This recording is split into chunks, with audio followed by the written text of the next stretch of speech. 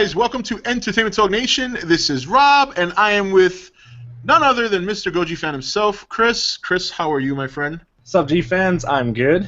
All right. So, as you guys know, when we start, I like to do the good old sound check, good old visual check. When I get the confirmation from you guys that everything's all good on your end, then we can start. And I'm actually going to let Chris kick it off. He's going to start something, so... Damn it. Every time. Every freaking time. I have my second monitor finally, so now I'm able to read the chat and look at the Hangout at the same time. Oh, yeah, that's right. Click through different tabs, but... My second monitor is on the floor. What are you looking at all the time, though? I do have a monitor right here in front of me. Oh, okay, okay. Because I was like really confused there for a second. I'm like, wait a minute. Yeah, no, well, I have a second monitor that I got when I did my first Twitch. I had a second monitor for that whole purpose, and I intend on using it, but it's really for the setup upstairs, which, you know, like I said, I'm going to work on that this weekend finally. Actually, it should be just a one-day project. It shouldn't even take me all day. I literally just got to move my computer upstairs and my green screen. That's pretty much it. You know, and the camera and stuff like that, but that's not a big deal. All right. All right, so we got, let me see. Got 2 OKs, 3 OKs. Okay, good. All right. Let's see here. So we got Gojira Reviews, Alan Mullins, and Noah Gillen, and a couple of people just walked through the door. That's why I kind of want to give it. I wanted to give it a few minutes because it said 2 a second ago, and I'm like, all right, I don't want to just start now because I know people are going to start coming in now. So give it a few more minutes. For those of you guys who just got here, we're just giving you guys a couple of minutes to settle in, and then we're going to get started. And yeah, that's basically it. So, and for those of you who just came in, just make sure you give us a confirmation, visuals are okay, and that audio is okay, and then Chris is going to get us started. We're going to be talking mainly games tonight, but Chris does have a good surprise for us that I'm very excited about, and we're going to get to that as soon as possible because I want to check it out. But he's going to get us started on tonight's topic. First, we're going to discuss the Godzilla game, and Chris is going to kick that off. Then we're going to get into some Destiny, and then we're just going to flow from there. So, all right. Is it a surprise what I think you're talking about? Oh, of course it is, yeah. Okay. I don't have any surprises. I do have one small announcement to make that I'll do later, though. It's not that important. Okay, I'm settled in real good. All right. All right, so I think we can get started now. I know there'll be more people filtering in as the night progresses. Yeah. All right, Chris, the floor is yours. Well, all right. So, before we get to all the gaming talk and all that stuff, today was actually a box day. So if you guys actually can see the camera sort of on the side here, it's actually some of the new figures that I just got today. So, this is the Wave 5 of the Diamond reissues for X+. What we got here is Godzilla 68. Pretty awesome.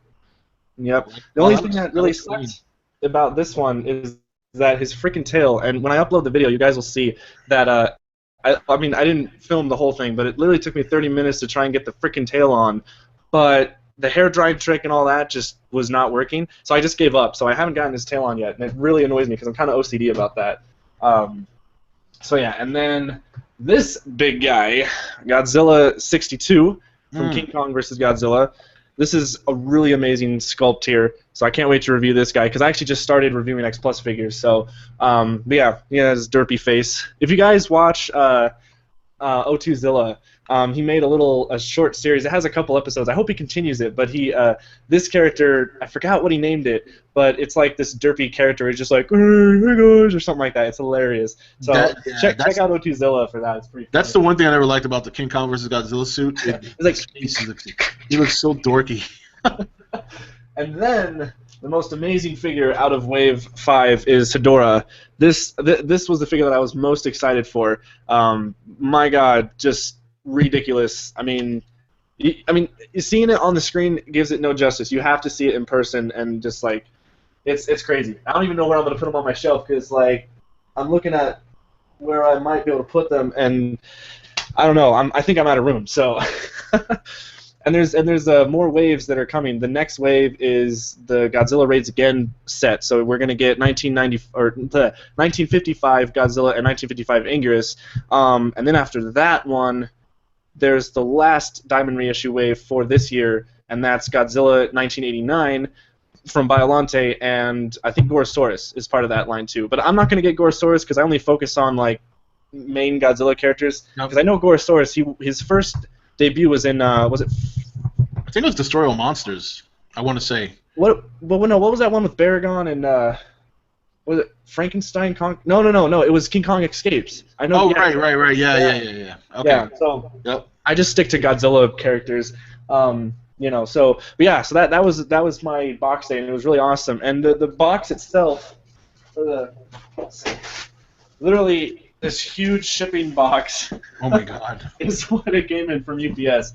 So I'm waiting all day for that stuff. So if it didn't come earlier, I would have actually done a live unboxing, but it did come, and I had to get the recording in. So you guys will see that probably tomorrow, or if I have time later tonight after the stream. But so yeah, that is what's going on with my collection. So yeah, pretty awesome stuff, I gotta say. All right. I like it. I always like those things. Oh yeah, yeah, and it was a pretty penny.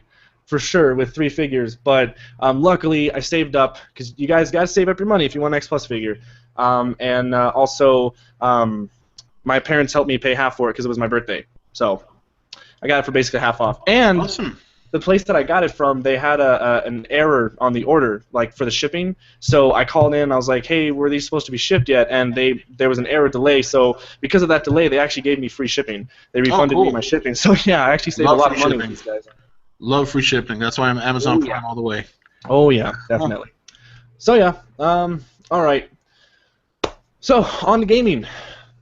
This is where you guys get to see me actually be a gamer and not just a Godzilla fanatic. Because a lot of you guys, it's funny. I surprise a lot of people lately that whenever I say I either listen to like music, like when it comes to like Slipknot, because actually lately on The Nation we've been talking about the new Slipknot album. Yep. I've been part of those conversations because I'm really excited for that. But some people just get so amazed that I listen to that, or that I, play video games other than Godzilla games. It's hilarious how you guys, I'm not Godzilla 24/7. I can't, life would be boring if it was just Godzilla. So I'm a fan of many things. So then we'll get to that when we talk about Destiny.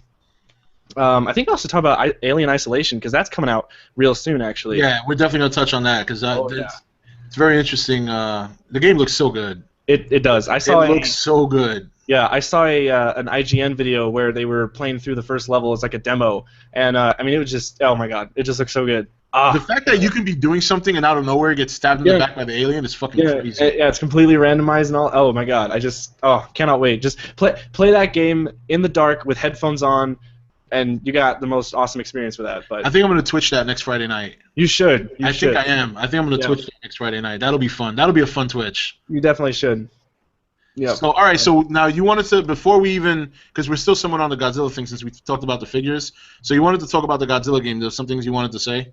Yeah. So first off, there was actually, I posted a video today, real quickly, that I posted a slideshow of new screenshots that have come out. And I've been doing this every time there's been like a plethora of screenshots. I make a slideshow. So I post a lot of stuff on my Facebook and Twitter, but some of my YouTube audience, they don't see that if they're not, following that stuff. So I wanted to make the video so that they could see the screenshots as well, because not many people know the website.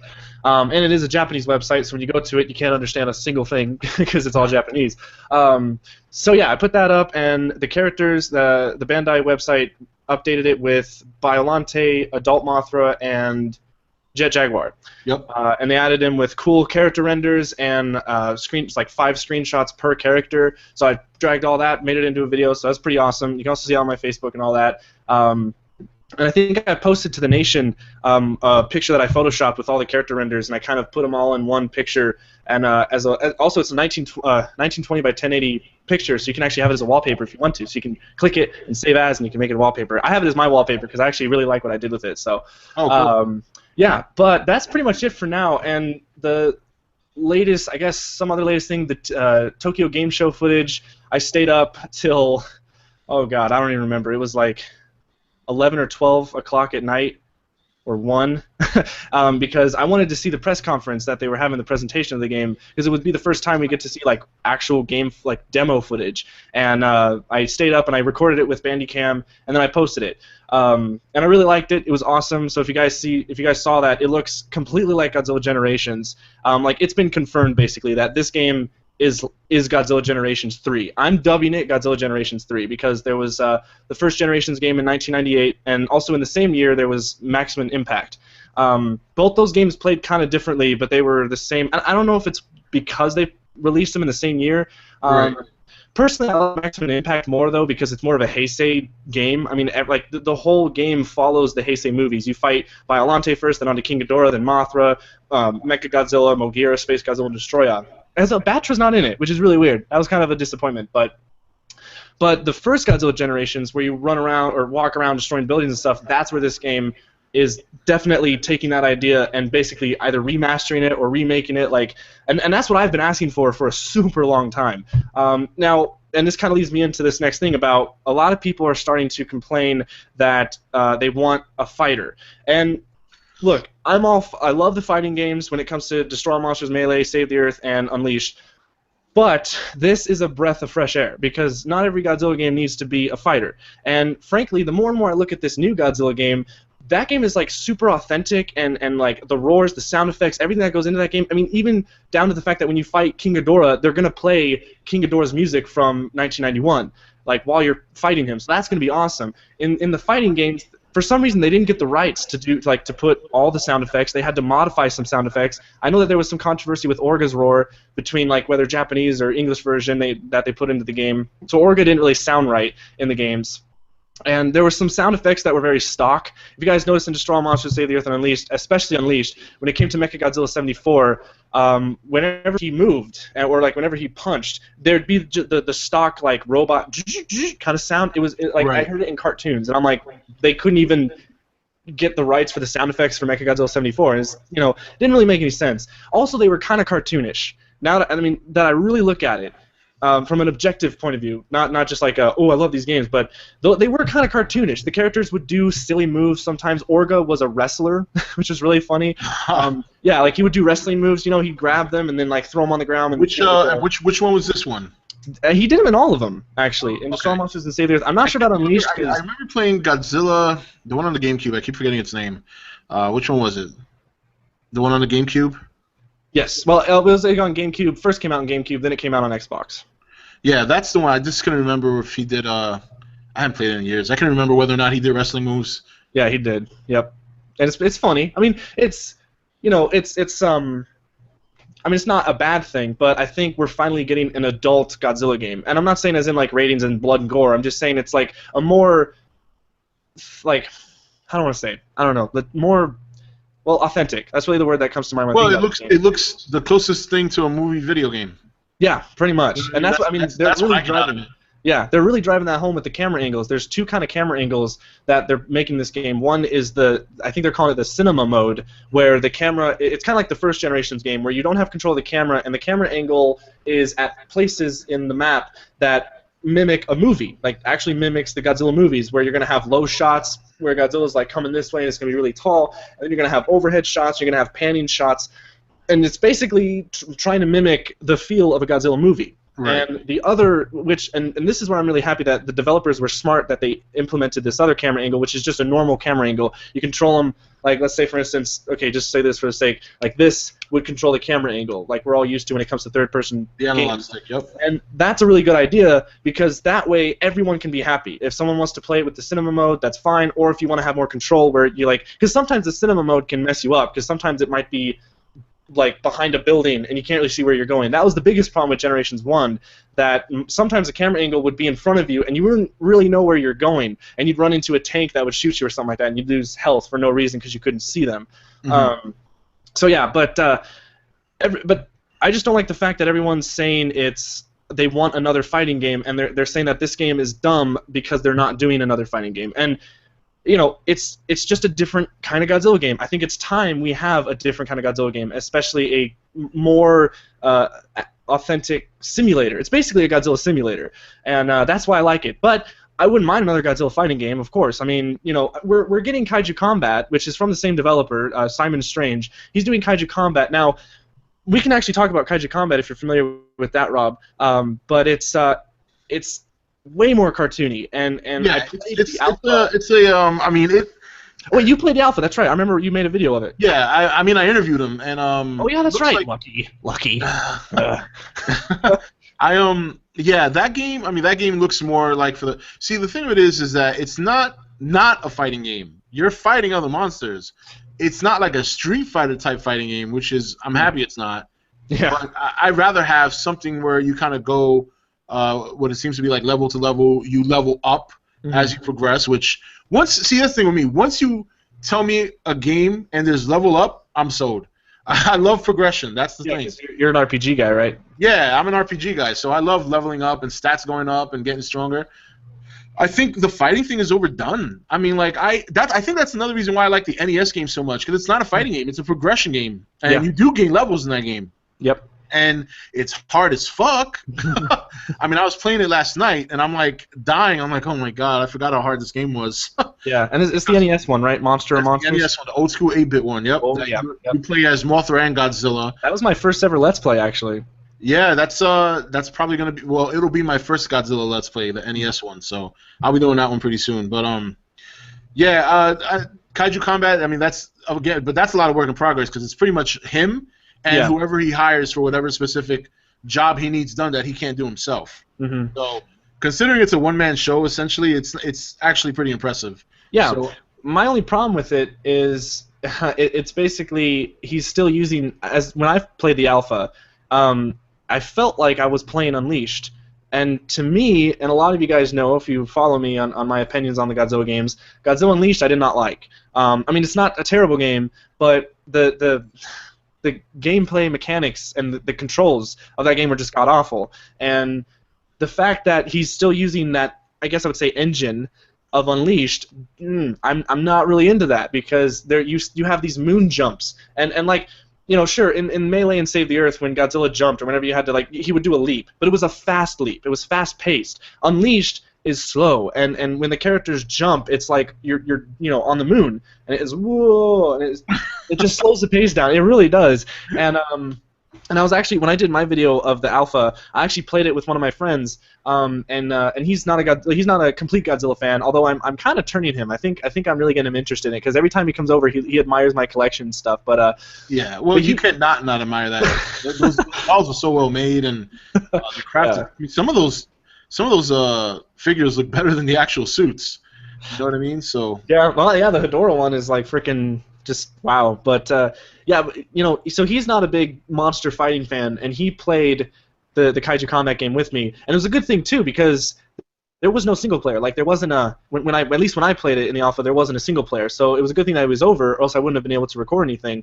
And his reaction was, yes, it's alpha, but there were things in there that even an alpha should have fixed, like the fact that when you would blow your beam or fire or whatever, your special attack, you could do it for infinite time.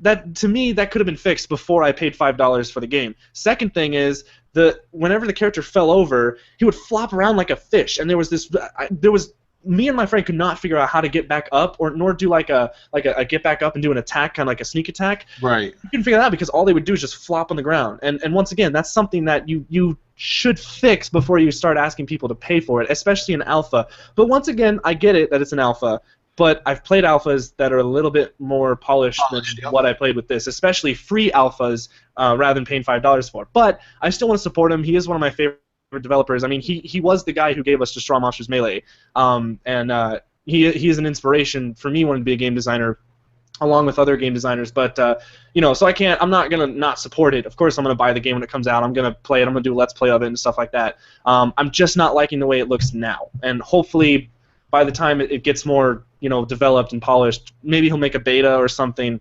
Hopefully it'll be a little bit more fun, actually. So I actually haven't touched, to be honest, I haven't touched the alpha since I did that video, and that was like 2 months ago.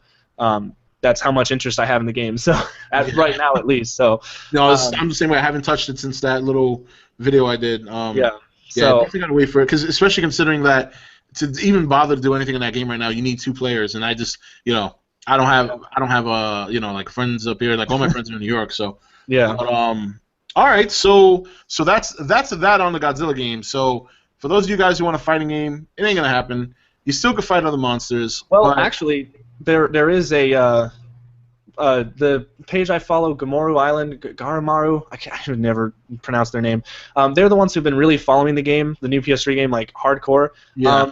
They posted. This is something that I actually don't agree with, because they posted a what is it called? Signatures petition, to ask Bandai Namco to make a Godzilla fighting game. This I don't really agree with. Like, yeah, I saw that. Yeah, I'm really with Gamoru Island on a lot of things, but when it came to this petition asking Bandai Namco when they're not even done with this game, that's like asking too much. I mean, we're already, bring it over to America and all that stuff. I mean, they're already hearing enough of that. I gotta say, I never heard of this community before the game came out. Like, I never heard of it. Yeah. I guess they maybe weren't too big on the movie, but maybe that's a game thing. I don't know, but. I'm trying to remember how I discovered them. I think it was because of the. I remember you paraphrasing an article that you found, and I think that's how you might have discovered them. No, it was before the then. Game. It was before then.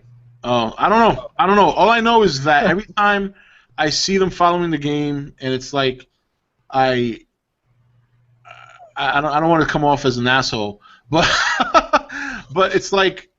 I don't know. Here's my thing. I guess I'm excited for the game.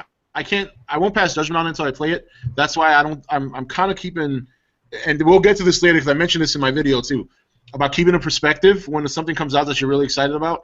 And I let loose on the Godzilla movie because I knew hands down it was going to be probably one of the best movies compared to other Godzilla movies, especially the '98 one. So that was a little bit more comfortable.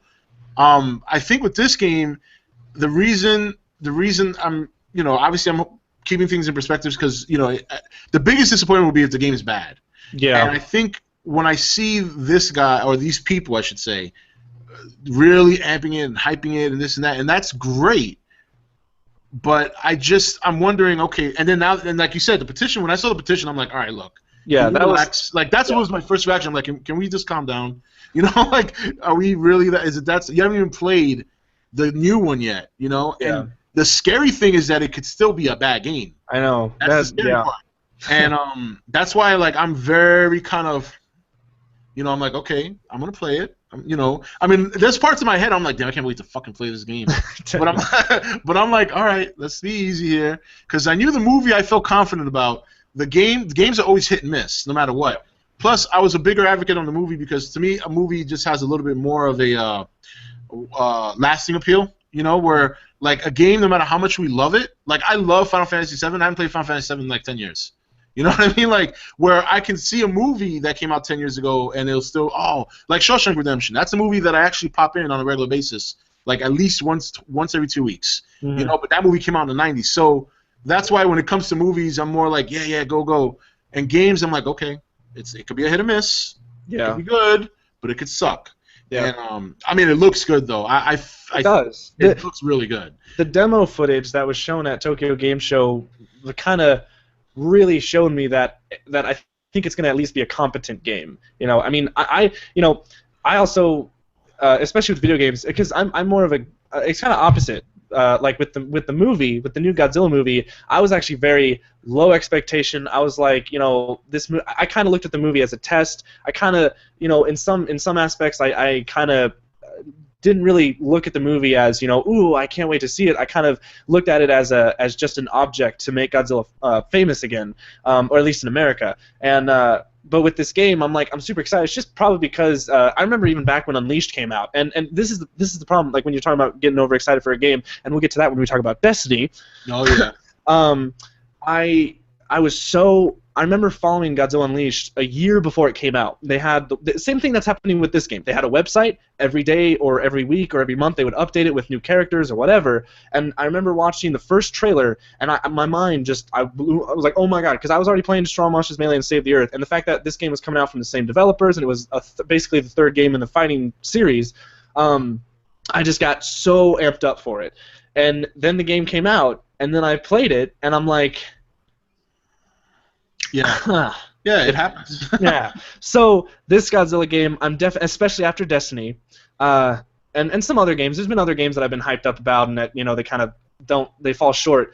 I'm still keeping my expectation, because like a lot of people, they're saying, oh, this game will come out in America, or oh, it'll have multiplayer, it'll have online multiplayer, oh, it'll come out for PS4, it'll have revamped graphics, like all that kind of stuff. I don't really think about that. I just want the game to be good, just like, if here's the thing, if it plays like Godzilla Generations, but with modern game controls and just slight better graphics and all that stuff, I'm good, because I enjoy Generations, and that was 1998 on the Dreamcast, and that game had the worst controls, and the graphics were, well, Dreamcast, and it wasn't super amazing, but I loved it. I don't know why, I really digged it. So this game, to me at least, I bet it will do well. Now, to any mainstream gamer, I highly doubt they're going to think this is a good game. That's just how it is. I think even when you go, I think the only Godzilla game that actually you could go up to a mainstream gamer and they would play it and they'd actually say this is a really good game was Destroy All Monsters Melee and Save the Earth. Those are the only games that I can think of that mainstream gamers actually liked. But this game, I'm not even holding my breath. Like that's why I'm saying it might come out in America. But then again, I mean, if it does, it's not going to make a lot. It won't even. I think it won't even make enough that or as much as Unleashed did or Destroy All Monsters Save the Earth, because I think Save the Earth made more money though, because that was the 50th anniversary. Maybe that might help this game because this is the 60th anniversary game. I think this game will get a boost from what happened this year. Definitely. I mean, it's still. I mean, it's still somewhat relevant. It's not hot on fire like it was before the movie came out, but it's still relevant. Yeah, I mean, and I still see bullshit stories going up on the internet, I'm like, wow. Yeah. I'm like, really? Yeah. But it's just that difference between it's a Japanese game and there's no advertisements in America. So I mean, if you're a mainstream goer, Godzilla's around because of the movie, but you don't know that there's a video game coming out. There's no way you could figure that out unless you're like on the internet, like all of us are, just constantly looking at it. So I just want the game to be good, and if it comes out in America, I'll buy it again. I'll buy the English version, because at least then I'll be able to read it and understand what they're saying. Because I bet there's a campaign. Because that demo, there was like Commander talking to you and stuff like that. So there's got to be some kind of. Oh, I'm pretty sure there's a campaign. It looks like a very, very much like a campaign type of game. Yeah, and that's pretty cool. So, but yeah, it's all up in the air, and I'm definitely, trying to contain my excitement for it, but I'm still it's just nice to know there's another Godzilla game coming out that's not Smash 3. Yeah. Oh, if you guys know how much that game pisses me off, oh my god. Well, you know what? Hold on. At least when it came out, you expressed right away your displeasure. Yeah. I found it funny that people were sucking, and I'm going to say this like this. People were sucking that game's dick, and when this new game got announced, suddenly that game sucks. I was like, you motherfucking, I mean, really? Yeah. Really? Suddenly the game is not bad because there's a new game coming out? Yeah, and it's, God, I don't want to go on a rant, because I know I'll do a Goji rant about that freaking dick design piece of DLC horse shit, but yeah, that game's terrible. Don't buy it. It's free, but it's free. Yeah, just don't buy the add-on. Worth your memory. I've deleted it from my phone completely. I got up to like, I don't know. I probably defeated the Muto boss once, and then it just got to the point where I was like, nope, done with this game. I'm done. Screw it. And it's like, I mean, I'd even play the little browser game the Strike Zone, whatever, that first person thing, like that, and that was like what, 15 minutes of a game? Yeah, it was 15 minutes. So yeah, but that's I think all I need to say about that Smash 3 piece of shit.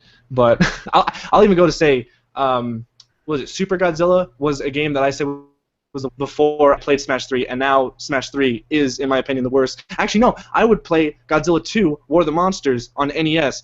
Oh I would enjoy playing that more than I would Smash 3. That's bad. That's a bad one. It is bad, but not as bad as Smash 3. Yeah. So, but yeah. All right. So we're gonna move on now to Destiny. We're gonna talk some Destiny now. You guys, I know a lot of you guys saw the 16-minute. Yeah. Proof that I do play it. Yep. Gojifan plays Destiny. So I had a video the other day, which is probably one of the longest videos I've had in a long time. Most of my videos now are like under 10 minutes. I gotta keep them short. And here's the thing. I It's very frustrating to read all these people hammering this game when the people hammering the game are the people who cause the hype. Mm-hmm. These are the people who cause the hype, and because they overhyped the game, disappointed because it did not turn out to what they expected in their mind. Which in the video I echoed how once you start thinking of a game and you start picturing a game because you let your excitement get the best of you, and this goes for anything, your imagination is always going to beat the creator, period. Your imagination is always going to win. So once you have that picture in your mind and then you get the actual product, you're never going to be happy. Mm-hmm. I have fun with the game. I really do. Now, how far have you gotten so far in the game? I'm up to level 21, and I beat the campaign, lack thereof. But yeah, we got to level 21, and I cannot freaking randomized loot shit is not giving me the shit I need to upgrade with light points. But we'll get into that when, because I got really confused. If it wasn't for my friend that I'm playing with right now, I would have no idea how to get past level 20. But so yeah, we'll get into that. But yeah, your video, that's what sparked this whole actually live stream, because it was very like you thought it out pretty well about giving the game a break. It was probably one of the few videos that I've seen where Destiny gets a break. But then again, you're not like complete. You're not on the other side where like this game's amazing. Yeah, I mean, I'm not. Yeah, it's because it's got issues. It does. Yeah, it definitely does actually. Yeah, it's got issues. There's no doubt about that. But I think, because I've been playing so long, it's just funny how things. I mean, things have so much. So when I was growing up, I mean, a lot of the games when I was growing up were glitchy as shit. I mean, like I'm talking about like flashes on the screen, choppiness, falling. I mean, just a bunch of shit. And every time, but you threw that because the game was fun. You didn't even think to get annoyed by that because the game was fun. And I guess what confused me about this is that here I am reading all these reviews and watching all these reviews on YouTube of people destroying this game only to say at the end of the review that it's fun. Yes. That's what, and to me it's like, huh? You hate the game, but you like it? Not sure if serious? Like that's like you can see a meme. And yeah, I mean, I think the benefit of the game is if you have people to play with, I think that's probably its biggest. Yes. That's like its biggest strength, is playing with other people. Oh yeah, it's definitely a difference. And but I mean, you're right. With every review that I've seen, they do say what they say, but everyone said the same thing, that the gameplay, the essential mechanics are fun and addicting, and that's exactly the way I feel. It's and so I guess backstory that I'm a huge Bungie fan. I've been playing the Halo games ever probably. Oh god, I don't even remember when I got my original Xbox. It was so long ago. But I actually played Halo 2 as my first Bungie game, and then I realized there was Halo 1, so I played that. Then played Halo 2. Was super excited for Halo 3. Played Halo 3. Then Halo Wars came out. That was a piece of shit because that RTS trying to change up everything. I didn't care for that. Yeah. And then ODST came out, which was a disappointment, but the thing I liked, if you guys played ODST, the atmosphere and the music was phenomenal of it, but that was really the only thing good about it. Then Halo Reach, which was hyped, was really good, and then we got Halo 4, which after Halo 3, though, for me, I kind of fell off the Halo bandwagon. I'm not as much of a Halo fan as I used to be, because I don't really care about this new trilogy, because it seems like, well, no, it's not that they seem like it. They are milking it to where they're adding story elements to it that was not part of the original plan made by Bungie, and also the fact that Microsoft got rid of them, and now 343's head of Halo, and I kind of have my disagreements with that whole controversy between Bungie and Microsoft. But now that they're doing Destiny, I got caught up in that hype because people were like, "Oh, this game's made by Bungie," and it was funny. I was actually, if you guys watch Angry Joe on YouTube, I watched his Destiny review, and he brought up a good point. He's like, "Okay, so when people in their reviews brought up that Kane and Lynch had a terrible ending, and Alien Colonial Marines had a terrible ending where it just kind of stopped and whatever. But because Destiny was made by Bungie, they're just going to sweep it under the rug, and they're just not going to say it's like, oh, no, it's good because it's Bungie. A lot of the hype was because it was just Bungie. Off the name alone, that's why the game was popular, because everyone remembered that Bungie was this. I mean, they were basically. Halo was in its prime, especially like in the Halo 2 days. I mean, it was like Bungie, they were like the god of video games. They knew what to make and all that stuff. So that's why Destiny, I think, was super overhyped, and also people like I actually don't understand where all the hype really came from. I know Bungie said themselves like they were also kind of proud of themselves for this game, but it was also the people. But I'm just trying to figure out like what was that hype? Like what were they saying? Like people were saying like, oh, this game's gonna revolutionize MMO multiplayer first-person shooters or something like that. I don't even know where it started really. But that's what I mean. Like some people get so overdramatic about things. It's like because I remember when I first saw the footage of it was obviously the year before, like during the whole announcement of the PS4 and the Xbox and all this and all that. And at some point they were showing games and they showed Destiny, and even though it's a beautiful game, there's no doubt about it. It's a beautiful game. More for you though. I got to talk about that too. More for you though. I'm not very picky about my graphics. I got to be honest. I'm not either, but I'll get to that. But that's the thing. Like I don't understand where the people came out with it's a revolution. You can't. I don't think you can revolutionize gaming anymore. I think what you see is what you get. Yeah, I don't know how. I think the problem now is that there's no leap anymore. You know what I mean? There's just not a big leap from one generation to the next. Yeah. For example, when you went from the NES to the Super NES, that was a jump. When you went to the Super NES to the Nintendo 64, that was a jump. Mm-hmm. When you got Sony PlayStation, the first one, that was a leap. And then you went to the PS2, which I still think to this day is probably one of the best consoles ever made. It is. And then you go from even the PS2 to the 3, which was a setback. But if you look at all these consoles coming out over the years, the more the years go on, the less and less the gaps. Yeah. Like the gap closes on how much of a graphic leap it is. I can't even tell the difference with this current generation of consoles with the last. That's what I'm saying. It's a very slight difference. You would have to literally see it side by side to see the difference. Which back in the day, that wasn't the case. You could clearly see the minute you turn the game on. Oh shit! Now it's not the case anymore. I don't unless they make consoles that are going to be 4K. I don't even know if they're going to do that because then how much are those going to cost? Oh, you might as well just continue with PC gaming. I mean, it's just that's the problem with these consoles is if it wasn't for their exclusives, I feel consoles would be obsolete completely and everyone would be on PC. Some people like the convenience of a console, but I always find it funny when the PC console arguments come because there's really no argument. I mean, come on. Look. The thing is, it used to be convenient, but now you got your old gamepads that can hook up to your computer. You got your couch with your big TV, HDMI plug-in with your computer. There, like in the back of my computer, I have an HDMI to my graphics card that can go right into a TV. You basically have your console, but it's way more powerful, and you have the internet and all that stuff on it. So consoles used to be. I used to be a huge console guy. Like my friend would continue to try and convince me to go to PC, and I'd be like, no, it's too confusing. You got these installing the game and just never liked it, but and I was full on console. But nowadays, when you got the gamepad, you can sit back, you can basically have the console experience on a PC.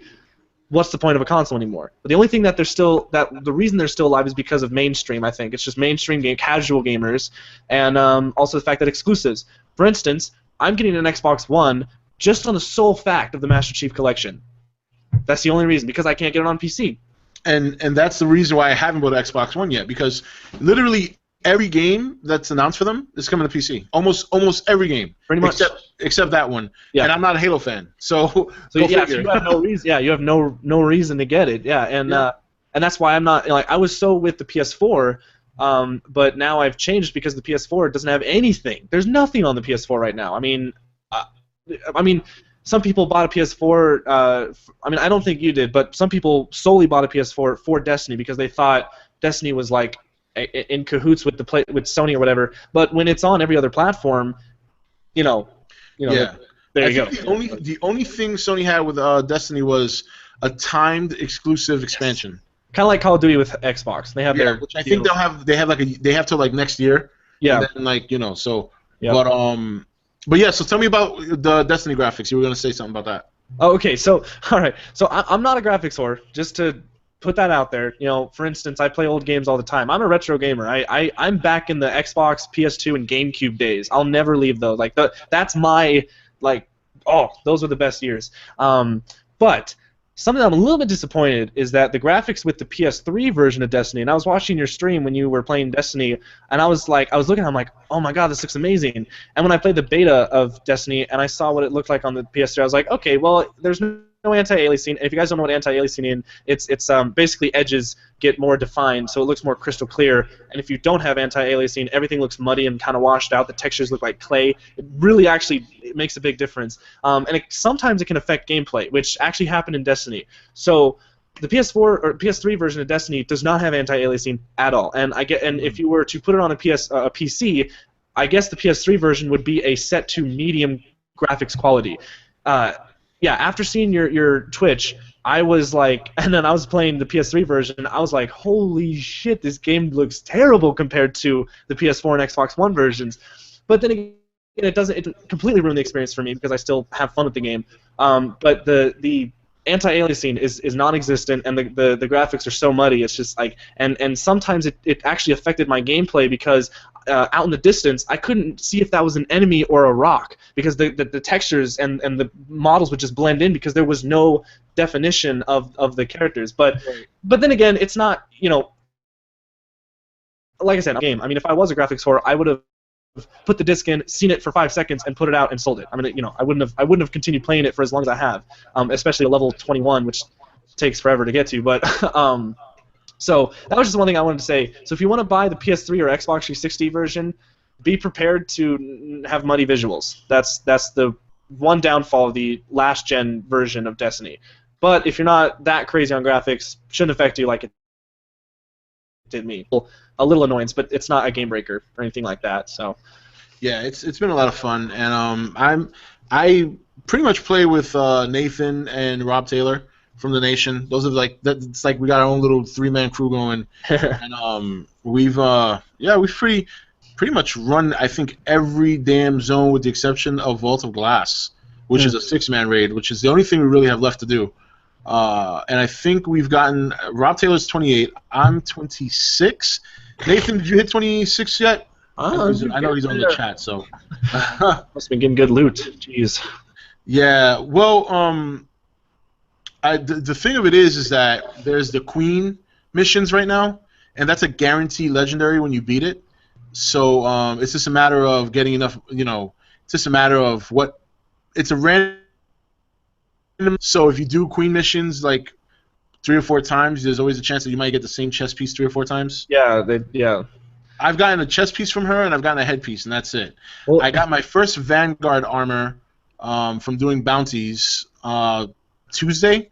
I bought it for 65 Vanguard points and 65 marks. So.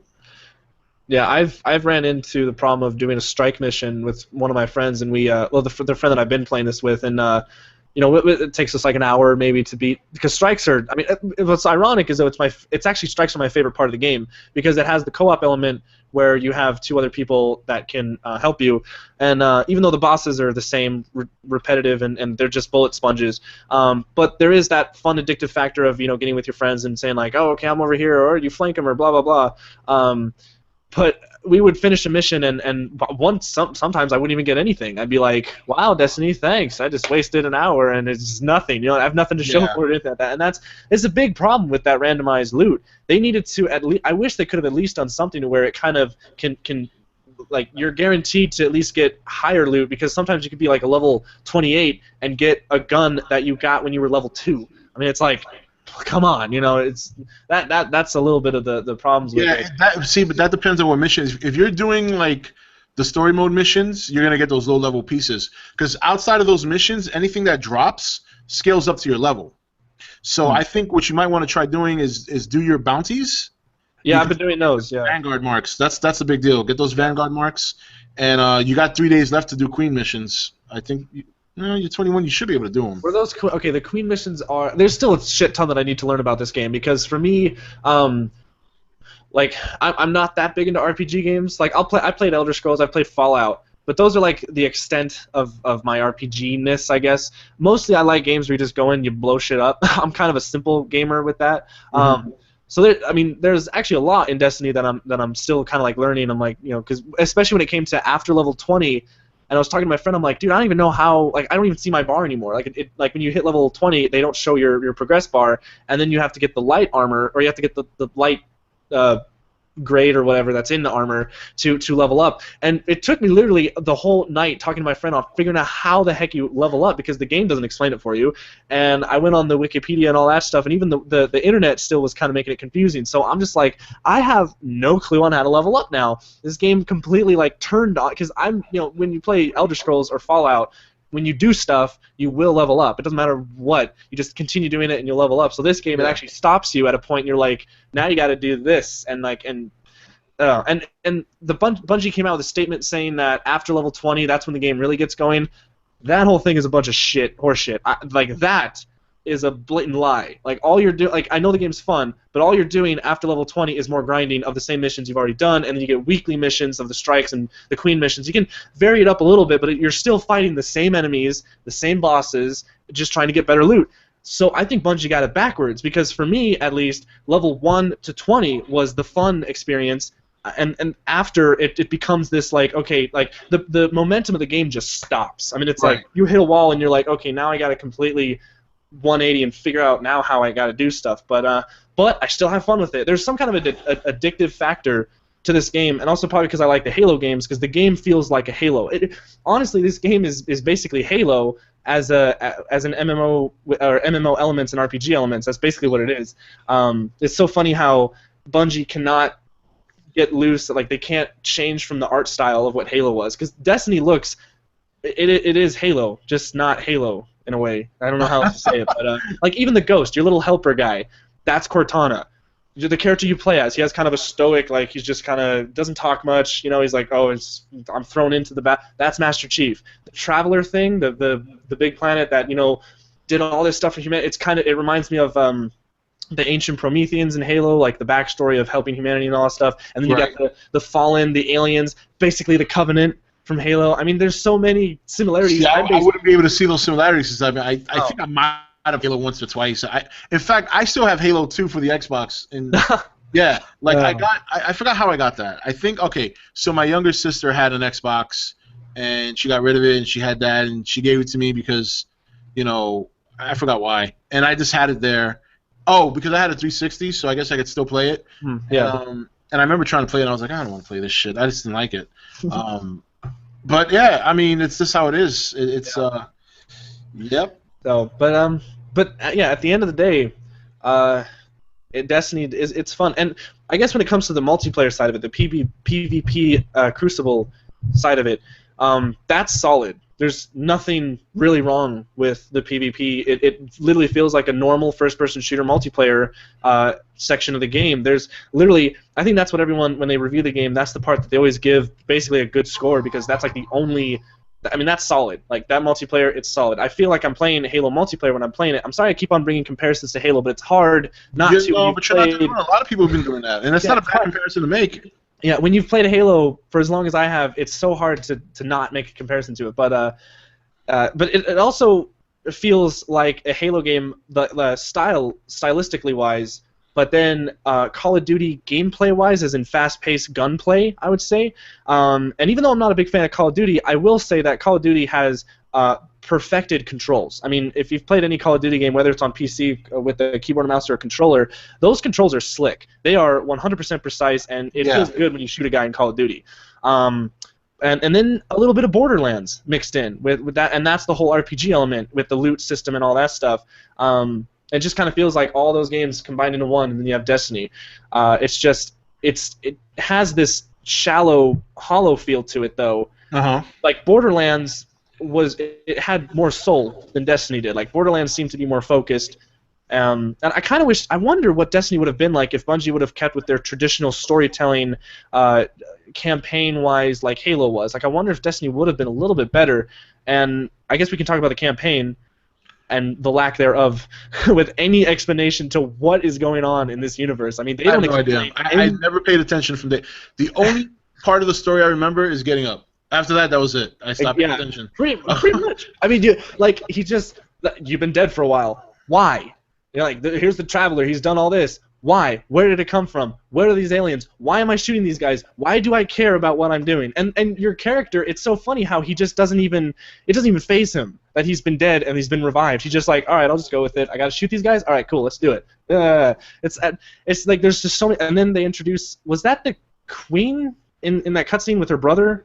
That one. Yes, that's the queen. Yep. Yeah, they introduce those characters and then they don't even like.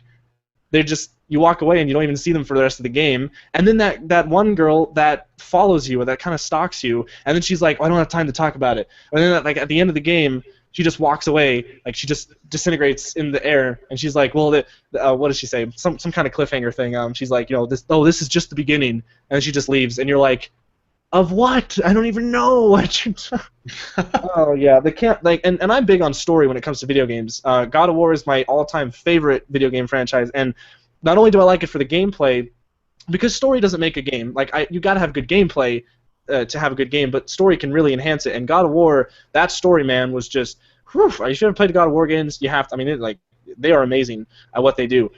And so it kind of really annoyed me that, especially coming from Bungie, that made Halo with this fantastic storyline, all they do was, uh-oh. I think Rob died. Rob? Uh-oh. Well, this is unexpected. Rob, did you die? Uh-oh. Uh-oh. Did he die? I'm trying to look at the feedback.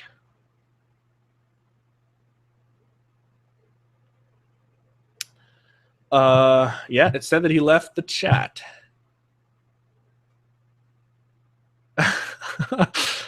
Shit. And I can't invite him back because he was the. Okay. Did he send me a? Uh-oh.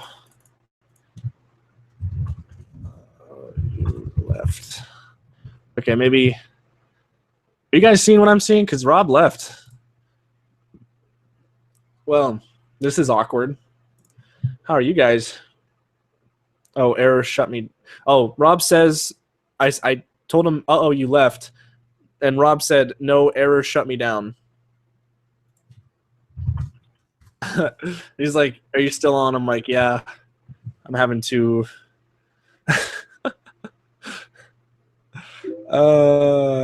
Okay.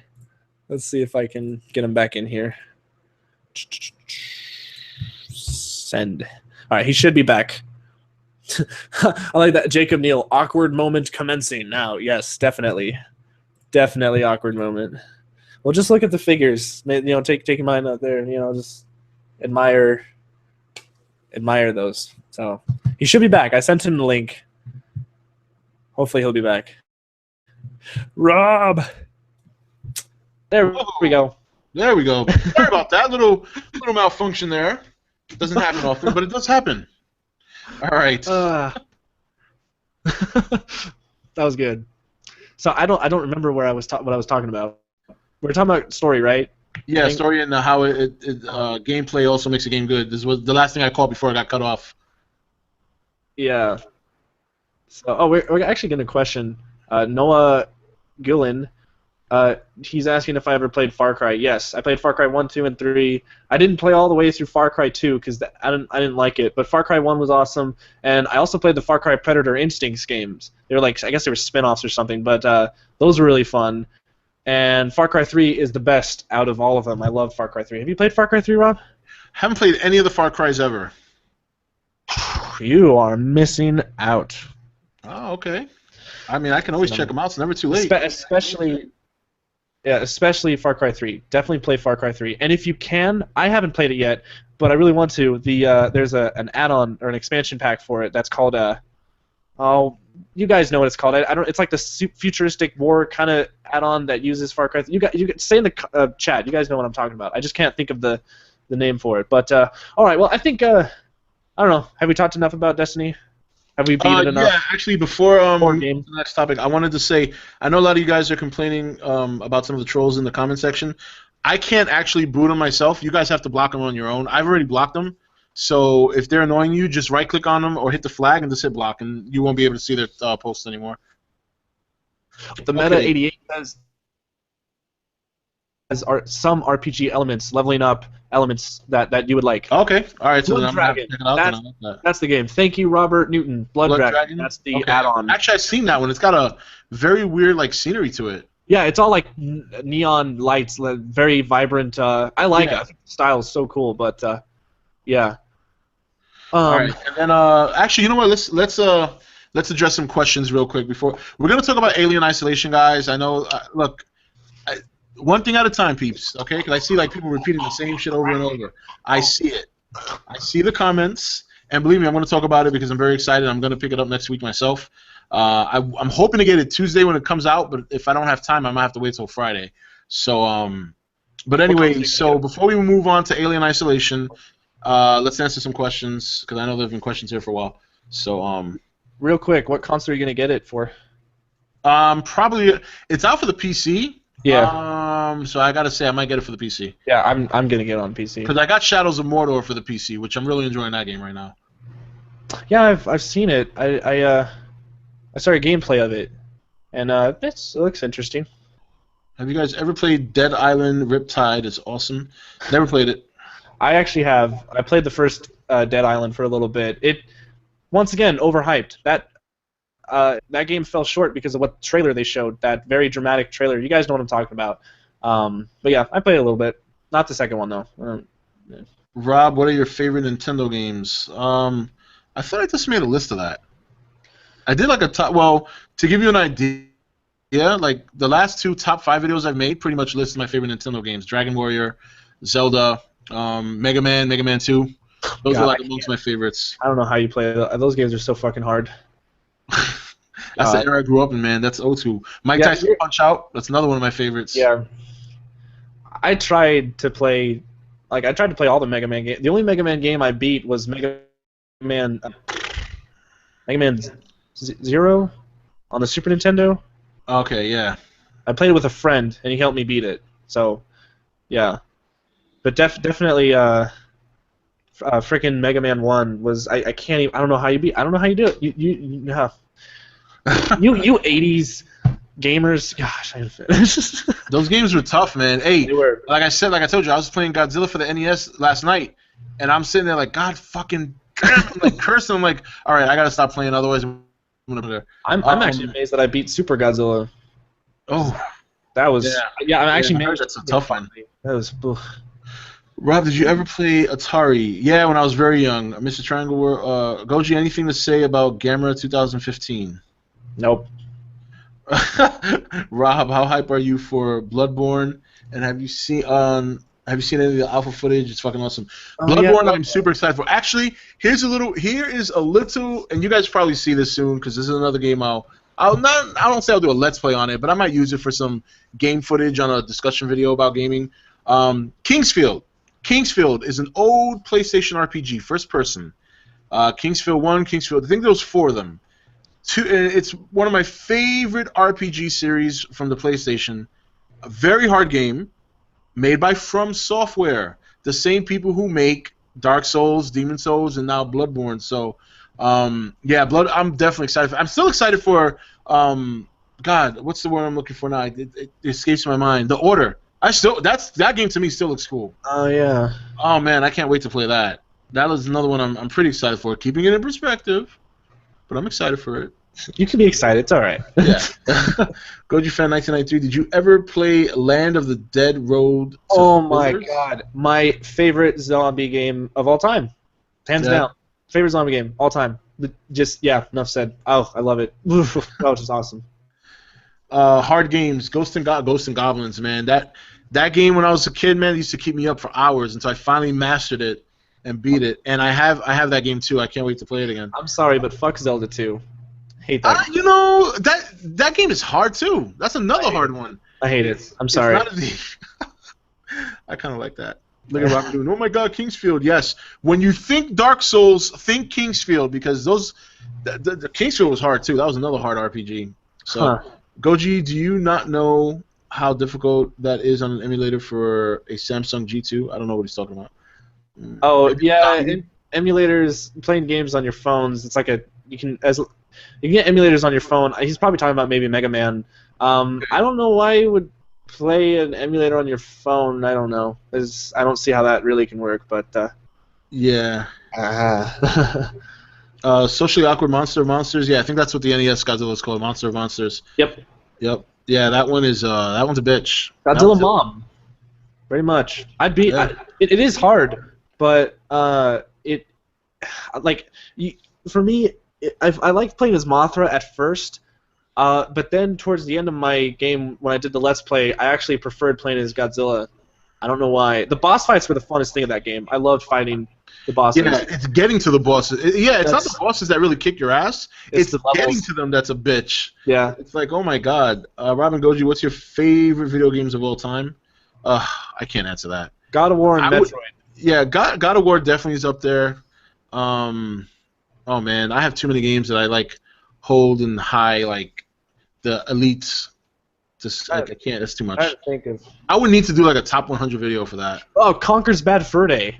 Does anyone know what I'm talking about? When Rareware was good on the N64. You got some of you know what I'm talking about. I know some of you know what I'm talking about. I was talking about Super Godzilla. Oh yeah, Super God. You know, I was watching Chris's video of that, and I don't think I'm gonna play that. It just doesn't look like the kind of game I like. Don't. No. It's no, it's hard. You're gonna. I rage quit at first. That was that was actually like I think my third Let's Play, but I rage quit, and then I came back to it to do it. I did a stream of it, and it took me 2 hours and 30-something minutes to beat the whole game. But don't play it. Don't suffer. Don't go through that. Yeah. No. Yeah. Yeah, and I am getting Dragon Age Inquisition. That's another one. Skyrim I did play and beat, and I played and beat Morrowind and Oblivion after that.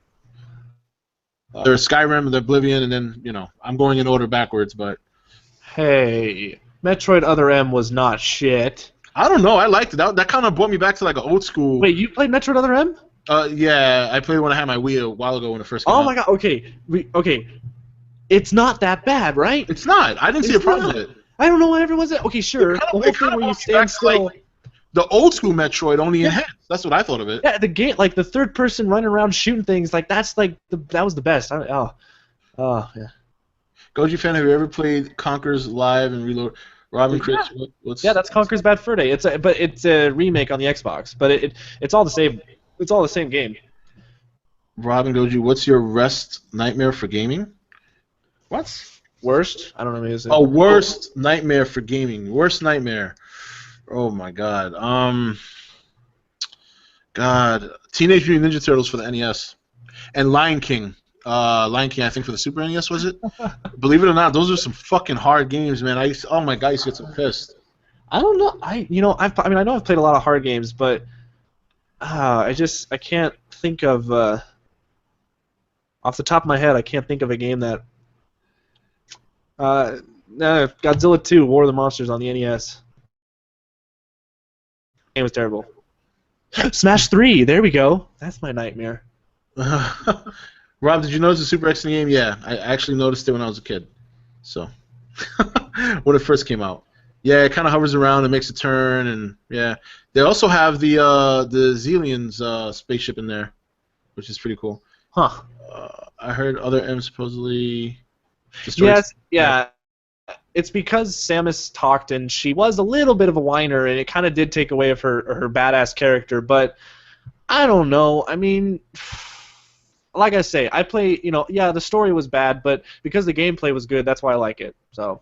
Earth Defense Force series. Have we ever played a game from them? I don't think I have. Oh yes, Earth Defense Force for the win. I've played all the main series ones, and they're actually coming out with an expansion on Earth Defense Force 4, which is also known as 2025. And they're coming out with 4.1, and basically you're going to be able to fight giant monsters, and you're going to be able to be in, well, basically Jaegers, like big robots, and be able to fight them, and like that's like the best thing. But right now it's only in Japan. Don't even whine. Don't start. Now, I know for a fact it will come out in America because now every Earth Defense Force does come out in America because now they have a fan base in America ever since Earth Defense Force 2017 that came out in 2007 on the Xbox 360. So don't worry your little pretty faces. Earth Defense Force 4.1 will come out in America eventually. So, Robin, Chris, what's your thoughts on Aliens? I guess you're talking about the movie, the sequel. I love Aliens, the sequel, or Aliens, I should say. It's not really called Aliens, the sequel, but it's basically the thing that inspired every other sci-fi thing to come out. yeah, and I would say that's where the awesomeness of the Xenomorph stopped. From there on, it was pretty bad. You mean like when they got to Alien 3? Oh yeah, the dog. Yeah. What do you guys think about Xenoblade Chronicles X? You know what? That game, unfortunately, and I did have it for the Wii for a long time, and I'm probably going to repurchase it when they do the upgraded version for the Wii U. But I don't know if I'll ever get a chance to play it. That game is so immersed and has so many dimensions, and it just has so much to do and so many side quests. I just don't have quite the time to play that. Like that's like a 150-hour game investment. I have no idea what that franchise is. So yeah, it's on the Wii, right? Well, it's coming out for the Wii U. Like they're redoing it. They're updating the game for the Wii U. But it was a Wii. Oh. It was a Nintendo Wii RPG game. Oh, okay. One of those Japanese RPG games. Yep. JRPG. Oh, okay. Yeah, those are out of my realm. I don't even. About just the alien itself? Yeah, it's a cool design. I mean, the original, not all the crazy shit that came after, like the dog alien and all that shit. But my favorite design is the one. Probably was the one from the first movie. Even though I like the second movie more, I like the design from the first movie better. Yeah, I mean they're kind of like Godzilla suits if you think about it. It's basically the same design, but it's just varied throughout. Yeah, variations. Yeah. What are your thoughts on Godzilla 2018's Rodan concept art? I don't think that's legit, dude. Yeah, I don't think that's legit. Somebody was asking about what we thought about Godzilla 2018's Rodan concept art, and I don't think. Oh no, that's fan art on DeviantArt. Yeah, if it's the one that he looks undead. Right. Yeah, we're not gonna be getting any info on that movie for a long time. Yeah. Don't even start. And that's why I'm doing like the March of the King once a week. That's like the Godzilla outlet. That's like the moment. Once I do that video and I post it, and you guys make comments, and that's it. Like,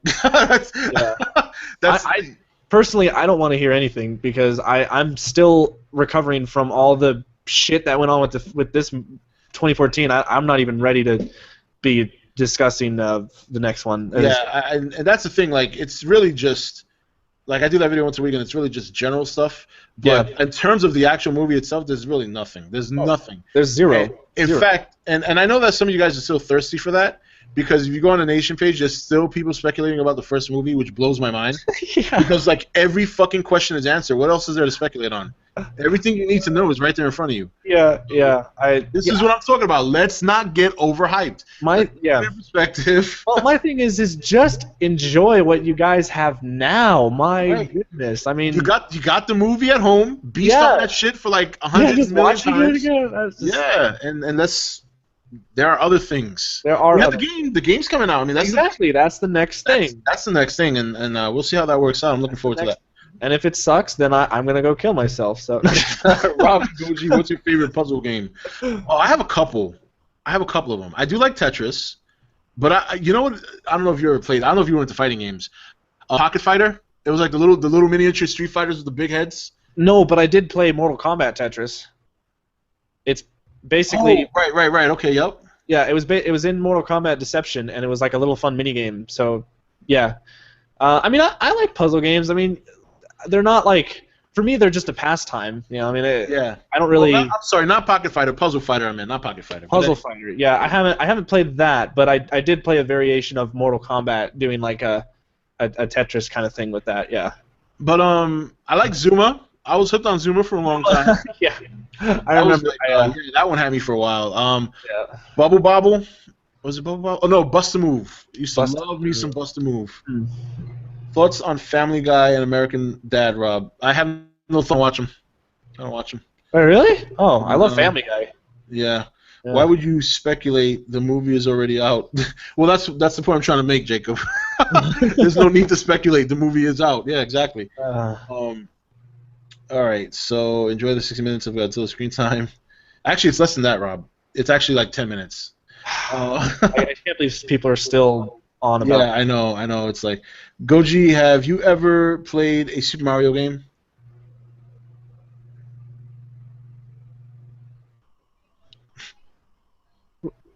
Who do you think I'm under a rock? Of course I played Super Mario. I played like all of them pretty much, except for the spin-offs. There's too many to count. But yeah, I've played. I mean, now beating them, that's a different story. The old Mario games are ridiculously hard, but my favorite out of all of them would have to be Super Mario 64 or Super Mario Galaxy.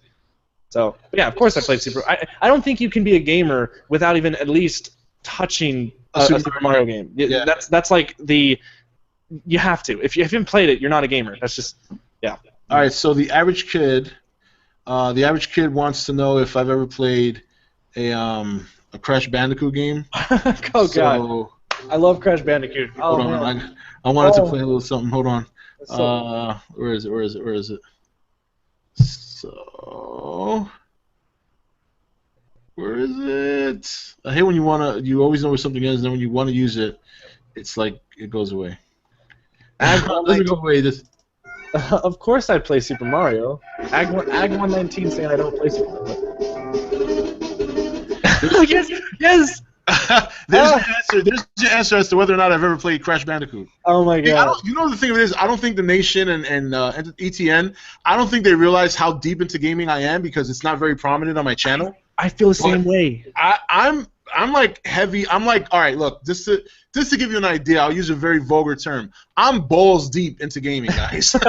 Like, there's not too many games I haven't played. Yeah. The reason I don't do like a lot of focus on games on the channel is because number one, there's tons of fucking game channels all over the place. Yep. And it's not that it's.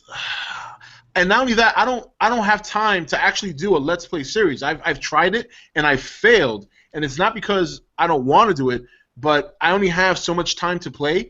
Yeah. So the best I could do to do something gaming related is to have a discussion about it with some gameplay footage, which is what I do from time to time.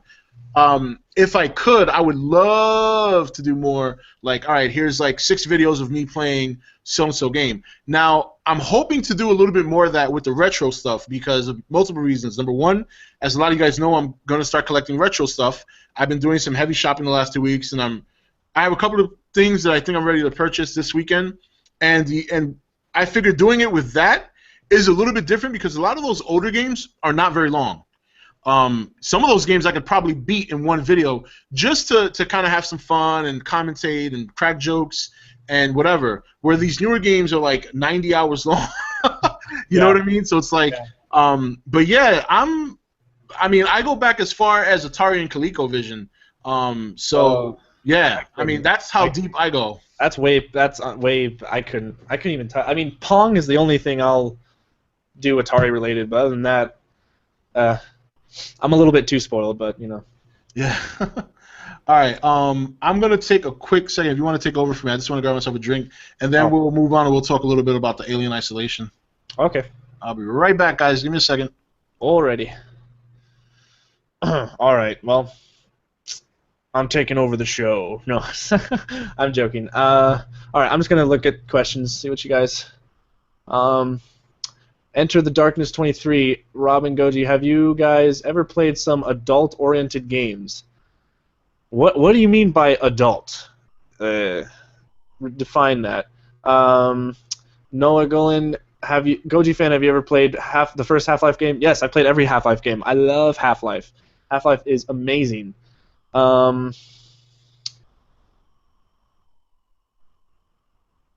Actually, Egg119, I'm not a single child. I have an older sister. So, there you go. There's some facts. Nick Zilla, Goji, did you ever play Killer Instinct 2014? No, I have not played the new Killer Instinct, but I've played the older ones. On, like, the Genesis, I think, is when they were on. Let's see. Immature Gamer, Goji, have you played Infamous? I have. I didn't really enjoy it. I didn't actually like Infamous. I didn't find it fun. Jacob Neal, so Goji, will you use your puppet and high voice in future videos? Maybe, if there's a reason for him to be in it, yeah. I definitely love using that mask for videos, or that puppet for videos. I love using it. Enter the Darkness. Oh, okay, so Enter the Darkness 23. You're talking about the Atari porn games, right? Yeah, no, I never played that, and I guess there's also modern porn. No, I don't play. No, that's nah. Robin Goji, what is the most disappointing game you've played? Most disappointing game. Huh.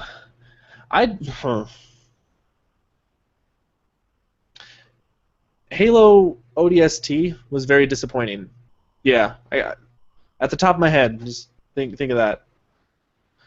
Jacob Neal, do you like Portal? Yes, I played both Portals.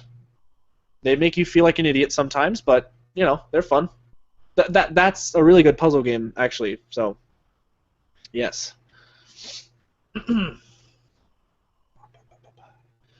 Well, okay. Let's see. ZCM Zombie Custom Maps, Infamous versus Prototype. I haven't played Prototype actually, so you know, but I've played. Like I said, I played Infamous. Didn't really enjoy it, so you know, I've seen what Prototype is. It actually looks a little bit cooler than Infamous. So, Harvin Dylan, Goji, where's the Gigan discussion? It's on my channel. I've done it. I did it.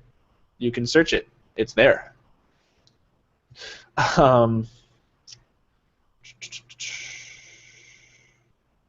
Joshua Ross, did you beat Plutonium yet? Beat him at what? Yeah.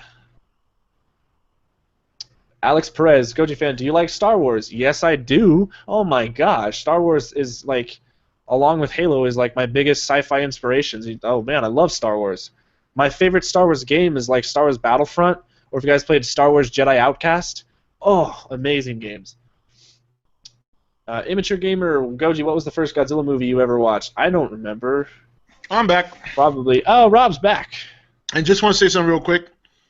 Rogue Squadron for the N64 was one of my favorite Star Wars games. Oh, hell yes. Oh, man, especially playing on Hoth. Oh, that brought me right into the movie. I love the Rogue Squadron franchise. Have you played the others on the GameCube?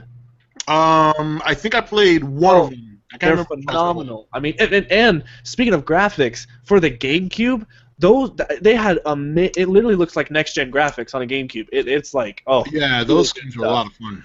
Really good stuff. Shadows of the Empire was pretty good, too. Wait, which one? N64? The one with the character, I don't remember his name. Wait, what was the title? Star Wars Shadows. Was it Shadows of the Empire? Shadows of the Empire. Oh my God! Yes, that's one of the great underrated Star Wars games of all freaking time. Really my God! I wish they would make a remake or something of that game because it was so awesome. Oh my God! So many childhood memories with that. Oh. Yep. I'm sorry, I gotta say it. You gave me a nostalgia boner. I'm telling you, man. It's some of those old games are the shit. Oh yeah. Not taking away anything from the new games. I mean, these new games are fantastic, and I'll give you a secret. These new games don't have shit on the older games.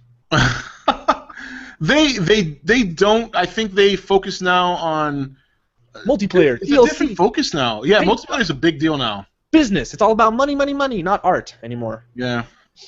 Well, yeah. Unfortunately, you do have a lot of corporate entities taking over these companies, and they care about the bottom line. They don't really know what the game's all about. They don't know shit about the gaming industry. Yep. They don't.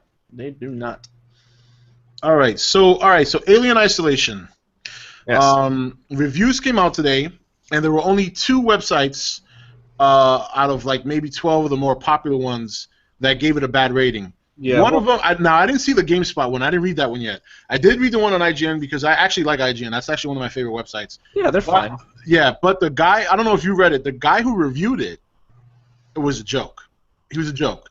No, what I was going to say was one of the things the thing he was complaining about in the game, basically he like knocked it for that. Like he was knocking the game for its difficulty. Like I guess maybe he was saying it was over difficult. That's the point. Yeah, well, he was also playing it on a hard modifier. Well, that's his fault. Like Dick, play it on normal first, and then after that, yeah. I mean, if you're having problems, lower the difficulty, you pansy. Well, I think if you're gonna review a game, you should play it on normal because that's what it's meant to be played on. Yeah. And then if you want to take a personal challenge to go to the next level, that's on you. Yeah. But I guess apparently he felt that at the end of the game, you get chased down by so many different. It's like impossible, and he just was bitching and moaning, and then he gave it a 5.9. He gave it a 5.9, which was Alien Colonial Marines score for IGN. It was like a 4.6. It was lower. But still, 5.9. The game is gorgeous, first of all, and I haven't played it yet. And who knows? I might think it sucks. But to be fair, it was what he was complaining about. He was knocking it for something most people would praise it for, and that's what these other websites were doing. So I would say, I'm excited to try it, to be honest. Yeah, oh yes, I'm gonna buy it. I don't usually, because I have a problem with paying that much for games because I don't think games nowadays are worth $60. But I did I did buy Destiny for $60. I regret that. For going back a little bit, don't buy Destiny for $60. It's not worth it. But the Alien game, I don't care that it's $60. I want to play that game because the way I look at it, whether or not the game's like, once again, it's hyped up. A lot of people are going nuts over it. But it's kind of like a Godzilla 1998 versus. It can't be as bad as Colonial Marines. Godzilla 2014 was not as bad, even though like some people think the movie was terrible, but it's not as bad as 1998 is. You guys kind of see what the comparison I'm doing. And besides, Colonial Marines was developed by a bunch of lying scumbag developers that now their reputation is completely destroyed because they were lying the whole development cycle.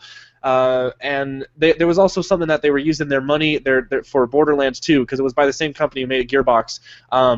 And these guys who are behind Alien Isolation, who's the company? I don't remember. Who's the developer? It slips my mind. I'm sure somebody will mention it in the comments. Yeah, someone say it. They have been actually working on Alien Isolation longer than Colonial Marines was in development. Well, even though Colonial was going through different developers, but that's beside the point.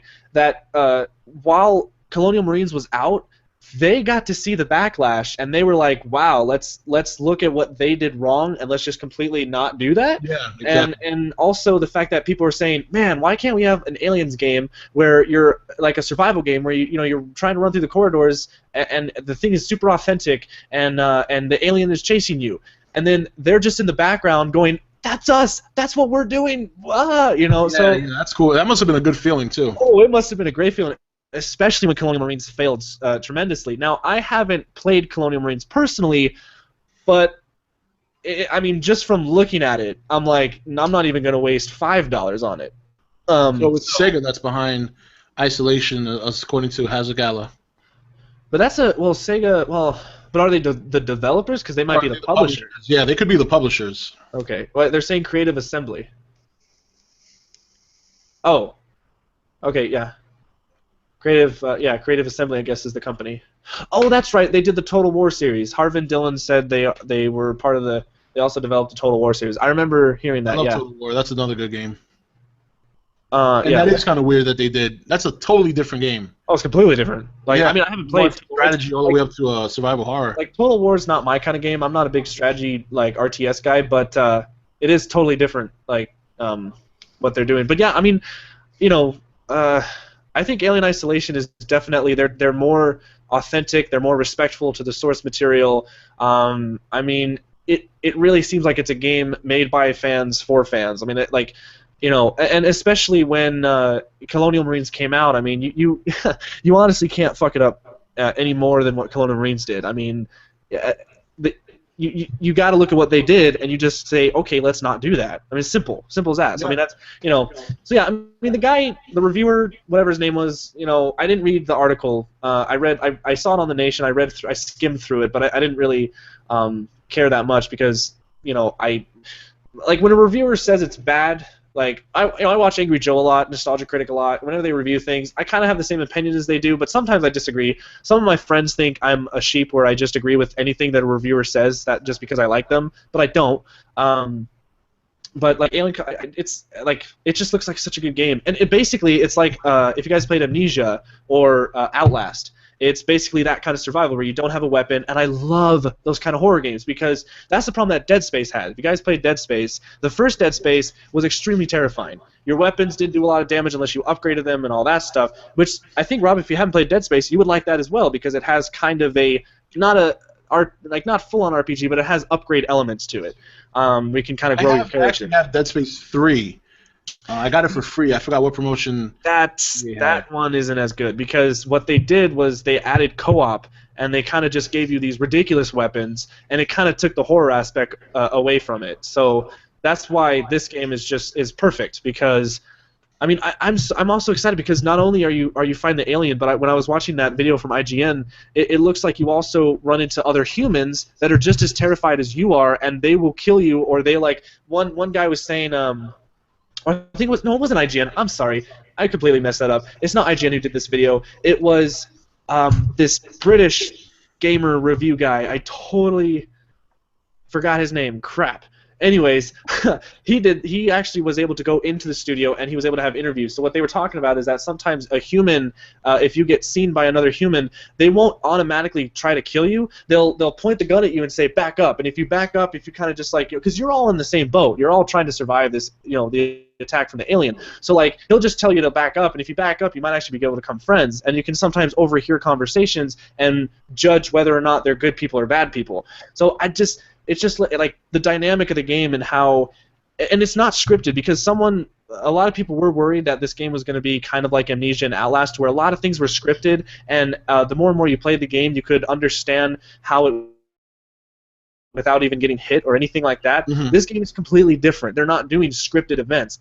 Everything is random. Everything is real time. The alien is not going to follow a path that the developers made for him. He will literally, he's just gonna try and kill you the best he can, and that's what artificial intelligence at its best. Oh yeah, definitely. So, yeah. Somebody asked us two people asked us what our favorite horror game is. For me, it's a tie between the original Silent Hill and the original Resident Evil. That's a hard one. I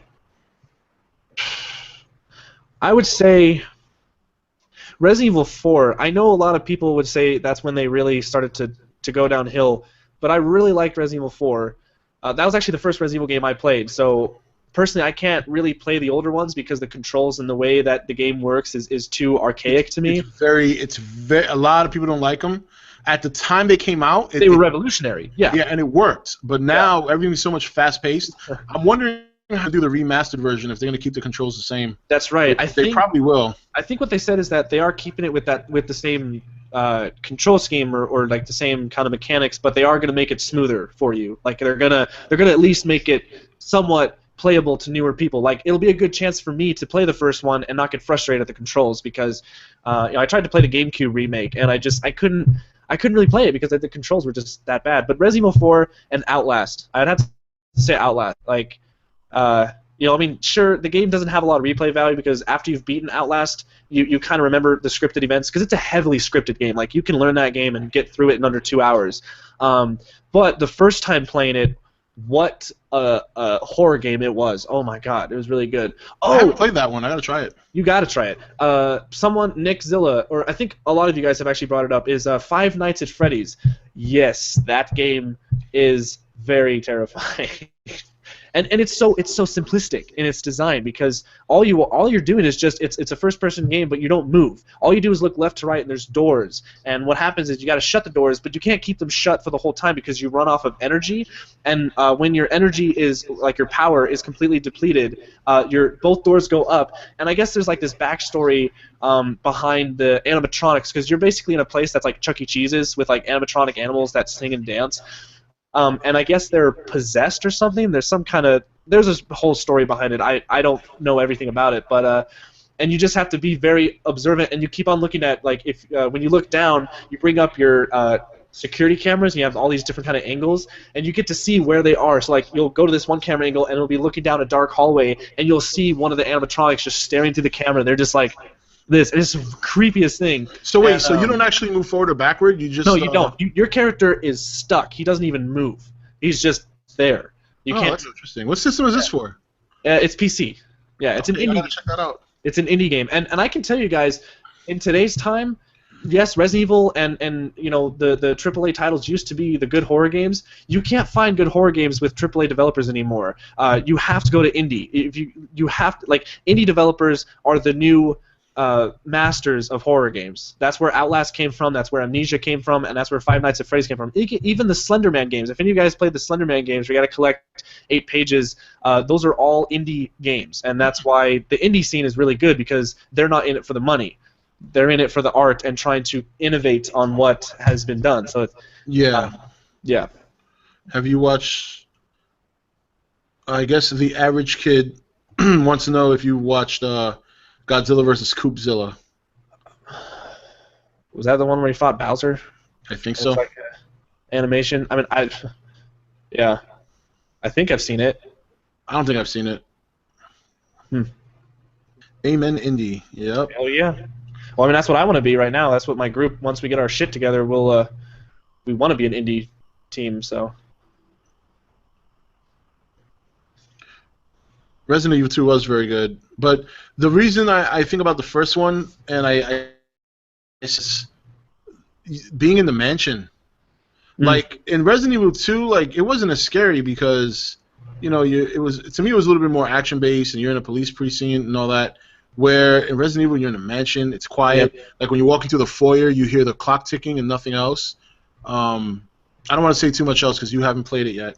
But there's some moments where they surprise you and. Yeah. I don't think there could be spoiler alert for a 15-year-old game. Rob and Doji, did you play Alien vs Predator in 2012? I don't think did. so. I don't think I did.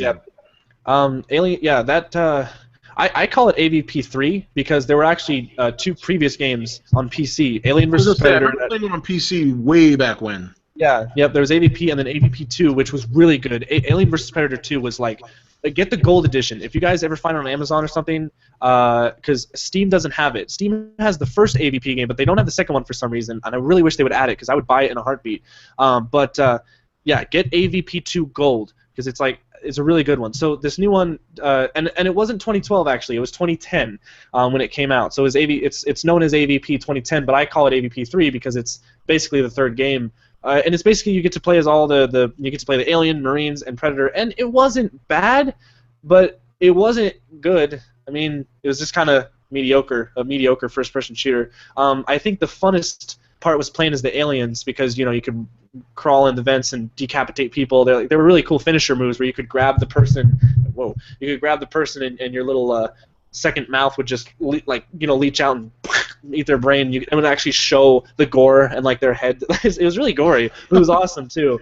Yeah. So yeah, it was good. I mean, not amazing, but I have it on Steam, so it's What do you guys think of Screw Attack's Godzilla vs. Gamera video? I did a review on that, so you can just check out that video. I've been getting so many messages of people asking me to do, even till today, even though the video is really old, I've been still getting people wanting to do a reaction. I knew it. I knew what was going to happen. Yeah, it wasn't a real big surprise. I was not surprised. Everyone's acting like this. It was like, oh my god, they're fighting. But you honestly think Screw Attack would take the risk of having Gamera win? No. No way. No way. They would not. No. I wouldn't know. I would like to take that match and throw it into my simulator and see what happens. Maybe. Maybe that's what it is. By the way, is your last Kaiju Fantasy Battle episode, I think was it with Godzilla vs. Mechagodzilla 2? Yeah. That was fantastic animation, by the way. Al Tinsley, he's gotten so much better. Shit. I don't know if you've seen the other ones, but you can see a progression of improvement from the first one to the last. The progression, yeah, I mean, from the first Fantasy Battle where it was very simple, it was very short too, to this, the last one. I mean, I was like, whew, wow. Yeah, and the thing of it is, and that's why for you guys, if you're wondering now that we brought it up, they put it up tonight because Adrian is on vacation, and because Al's gotten so much better doing it, I really want to give him the time he needs to get them done. So that's why it's not up tonight. We will have it next week. I think it's going to be Gamera versus Mechagodzilla. So that'll be next week. Cool. Yeah, and you know what? For all you guys who are sad that my Fantasy Battle series is over, now you got Rob's, and it's even better quality. See? So there you go. You can, you don't got to be sad that it's over for me because you guys, besides, like your Kaiju Fantasy Battles, like I said, way more production. I mean, all I do is just slap a fucking video game with the two monsters fighting or whatever. Well, it never was supposed to be that way. Like, I started doing the Fantasy Battle, but more like a discussion, and then just using the Excel spreadsheet with the formula base to implement like the moves and all that, and how much power they do. And then he actually approached me. He said, "Hey man, I can do animations for that if you want." And the first thing I told him was, "I can't pay you." That's the first thing I said. I can't pay you. And he was like, "No, man, it'll be fun. I'll do it." And I'm like, "All right." So he's on board though. He's psyched to. We're actually looking forward to after the Fantasy Battles, after the Kaiju tournament, because we're gonna start doing like regular Fantasy Battles. Nice. And we're kind of excited to see where it's gonna go because we know that's like a big deal. See, there you go, guys. You can still watch Rob for fantasy battle stuff. It's not over. Yeah, and he already told me it's a lot easier to do human animation than monsters. So that's promising to see what we're gonna come up with after the tournament. Cool. But, so we're in round 2. So there's 4 matches in round 2. Then there's 2 matches and then the championship. So we're not that far away. We're almost there. And also, I yours is definitely more of a tournament style. Because mine was just I kind of 50 episodes. Whichever monster fights. I actually planned for the finale of my series to actually have a tournament style where I was gonna just pick all the monsters that won in each video and stack them up in brackets. But I never did it. I just never got to it. So I was just like, all right. I found that Godzilla Ultraman Gamera game, and I was like, that'll be a perfect finale because it has like all these kaiju's coming together. But there is one more episode that is coming out, but it'll be.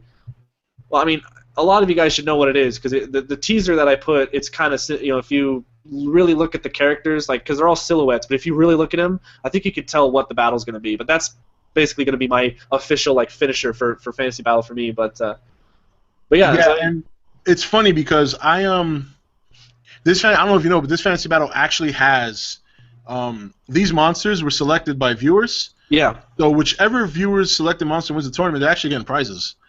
Really? Yeah, they're getting prizes. In fact, one of them, I don't know if he's here on the live stream, but he's on the Nation Facebook page. He's obviously subscribed, probably to both of us.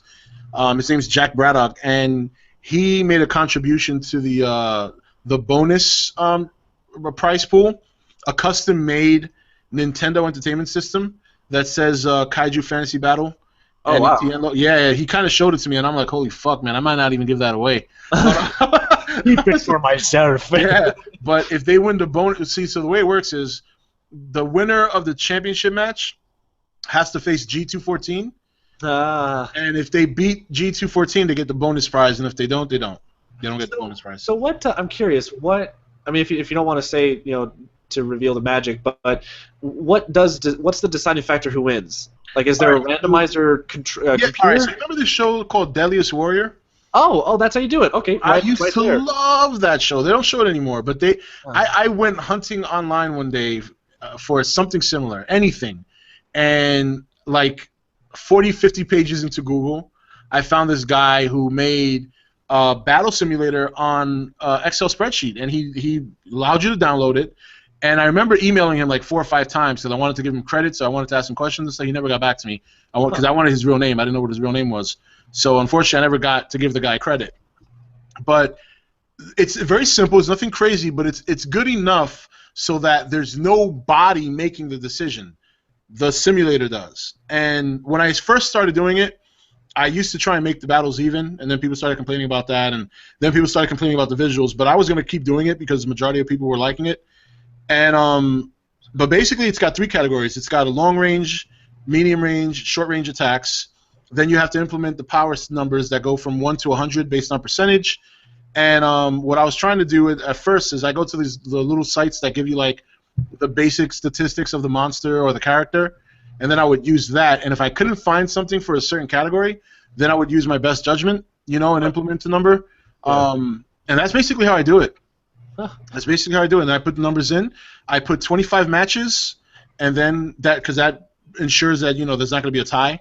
Yeah. And then whoever wins is the winner. And I let the spreadsheet, I let the simulator take care of it. Oh, that's cool. I wish I had that. That's why a lot of people, recently, a lot of people were like, oh, I don't think Mechagodzilla 2 should have lost that match. And it was actually close. The simulator came out 13 wins for Godzilla, 12 wins for Mechagodzilla 2. So it was close. Yeah. I could just hear Plutonium. I told you Mechagodzilla 2 was really tough. You almost killed Godzilla? Oh my god, I can just hear it right now. Just hear it. Dude, Deadliest Warrior, I have every season. Robert, it doesn't have a date yet. What doesn't have a date yet? Oh, he's talking about. I think one guy asked when Robert Newton asked if when the new Predator movie is coming out. Oh yeah, no, it doesn't have a date yet, as far as I know. Deadliest Warriors was Godfather of Fantasy. Yeah, it was, man. I still love that show so much. I actually have all the seasons on Amazon Prime for free. So, nice. So I've seen all of them already. Yeah, they're great. Yes, it's math. Robzilla Battle Royale. Have Godzilla versus Gamera in your fantasy battle, Rob. If you don't, I will go ape shit. You know, that's what makes that's why I like using the simulator, because yeah, it could look obvious from the outset that, and right now it's heading in that direction, that Godzilla and Gamera are gonna face off. But you know, the simulator makes the final decision.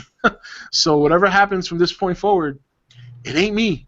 And that's why it was funny. That's why I was laughing when people in the comment section were saying I had a Gamera bias because like Legion beat Ghidorah, and people thought that was bullshit. Which I kind of agree with the simulator on that one. So Legion was a pain in the ass. Now, what's your guys' favorite anime movie? The Incredibles. If you talk about Japanese anime, then Spirited Away. Oh, is that what? Or no, wait, Spirited Away or Akira. Oh, okay, yeah. So you talk about Japanese anime. Fist of the North Star. What is the most frustrating game you've ever played, Rob and Goji? Destiny right now. Oh God, I know I have a couple. Mega Man. That really frustrated me. Nah, Mega Man I handled pretty well. For me. Huh? For me. Oh, Mega Man? Yeah. Yeah, no. I suck at old games. Ninja Gaiden. Like old. Oh my God, Ninja Gaiden. Okay, wait, which one though? Are you talking about like the classic Ninja Gaiden or like the Ninja? No, I'm talking about the old school joint. Okay, I don't even know how you can touch those. Oh my gosh. Yeah, those were frustrating as hell, man. Yeah. Hell, even the Godzilla game I was playing yesterday, the old NES one was frustrating. Like when I was fighting this Gazora, I think the squid monster. Yeah. Oh my God. It's like, yeah, he gets you into a. If you're playing with him with Mothra, yeah, he gets you into a corner where he just keeps tapping like that. Yeah, and you don't lose energy. He just keeps hitting you, and you're like, yeah. Mothra. That was the problem. Mothra. Every time she got hit, she would just go like back down into the corner. Yeah, that would get, because I'm sitting there for like 5 minutes while this guy's hammering me, and I'm like, all right, can I get a turn? It's like, you know what I mean? It's like playing with somebody who smashes the button. Yeah. And like cheeses on you in the fucking Street Fighter. Yeah. If you I don't know if you've figured out this trick, but if you hold down with Godzilla and you keep on using his tail attack, I think it only works with Mogera though. But if you keep on doing that attack towards Mogera, he won't move, and you can just keep on attacking him. It's like kind of like a little. All right, glitch. I'm gonna use that move tomorrow when I play. Don't do it with Gigan though. When you get up to Gigan, he's gonna rip you to shreds. If you try that, you're gonna have to be dodging and weaving because he comes at you with his belly blade, and he'll also back you into the corner. But unlike Gazora, where she doesn't take your health, he will actually back you into the corner and then just buzzsaw your health down. He's cheap. He really is cheap. So get ready for that. Game Grumps are playing the old game 8 at the moment. Haven't watched it yet though. I remember the game being. Oh, look who's here, Richard Iso. Richard Iso. Hey! If Richard, you're watching, I cannot get 62's tail on. It's pissing me off. I just need to say that. Rob, did you ever see the show Animal Face Off? Same principle as Deadliest Warrior, just with animals. No, but I would like to. Rob and Goji, I'm going to what? Full Sail for Game Development BA. Any suggestions, advice? Brush up on your math. Brush up on your math. If you're going for a BA in gaming, brush up on your math, bro, because the math is sick. Have good relationships or make relationships, connections with developers. Yep, as early as possible. That'll help you out as well. Thoughts on a Dragon Ball Z movie? I'm excited for it because if the rumor turns out to be true that Vegeta is going to be the main hero, I am fucking stoked. All about Vegeta. He said heat the hole. If you want to send him a link to come in, he can come in. I'll have to do another kind of... Then did you finger in that hole? Oh, have either of you played Five Nights at Freddy's? Yeah, we just spoke about that. Yeah. I haven't. He has. I did with my friends, and that game turned us into squealing little girl pansies. I've never screamed so loud when we played that because we play like my friend has this big projector screen in his basement, and he has the sound cranked up. And when you're playing that kind of game in the dark with a huge projector screen, and when the shit happens in the game, we literally screamed like girls. It was. Alien or Predator? I'm a Predator fan, to be honest. Predator all the way. Richard's gonna be so pissed we said that. Who, Rich? Yeah. Yeah. Yeah. If you wanna ask him if he wants to join us, he can join in. I haven't spoken to Rich in a while. I haven't either, actually. Yeah, Rich, if you want to come in, dude, you're more than welcome. It'd be nice to say hi to you. An amazing but depressing film, The Deer Hunter. Have you ever seen it, Rob? I have not. There, I sent you a link, Rich. Goji, do you have a jet jag? A jet jaguar? Do I have a jet? Amateur jet jag? wants to know if you have a jet jaguar. Jet jag. Well, I mean, if you're talking about a figure, I actually don't. Wait, do I? Oh no, I do. I have a little what do they call it? High grade figures. Gasapon high grade figures. What? Oh, the average kid. Sorry to say this again, Rob Goji. The only modern Crash game that's good is Twinsanity. I don't know. I think Wrath of Cortex was the last one I played. Oh my god, that's amazing because that is the best game out of the series. Twinsanity, like, see, after Wrath of Cortex, that's when the franchise really just went downhill for me. Yeah. I'm about to watch Alien here soon. Gonna review it. All right, cool.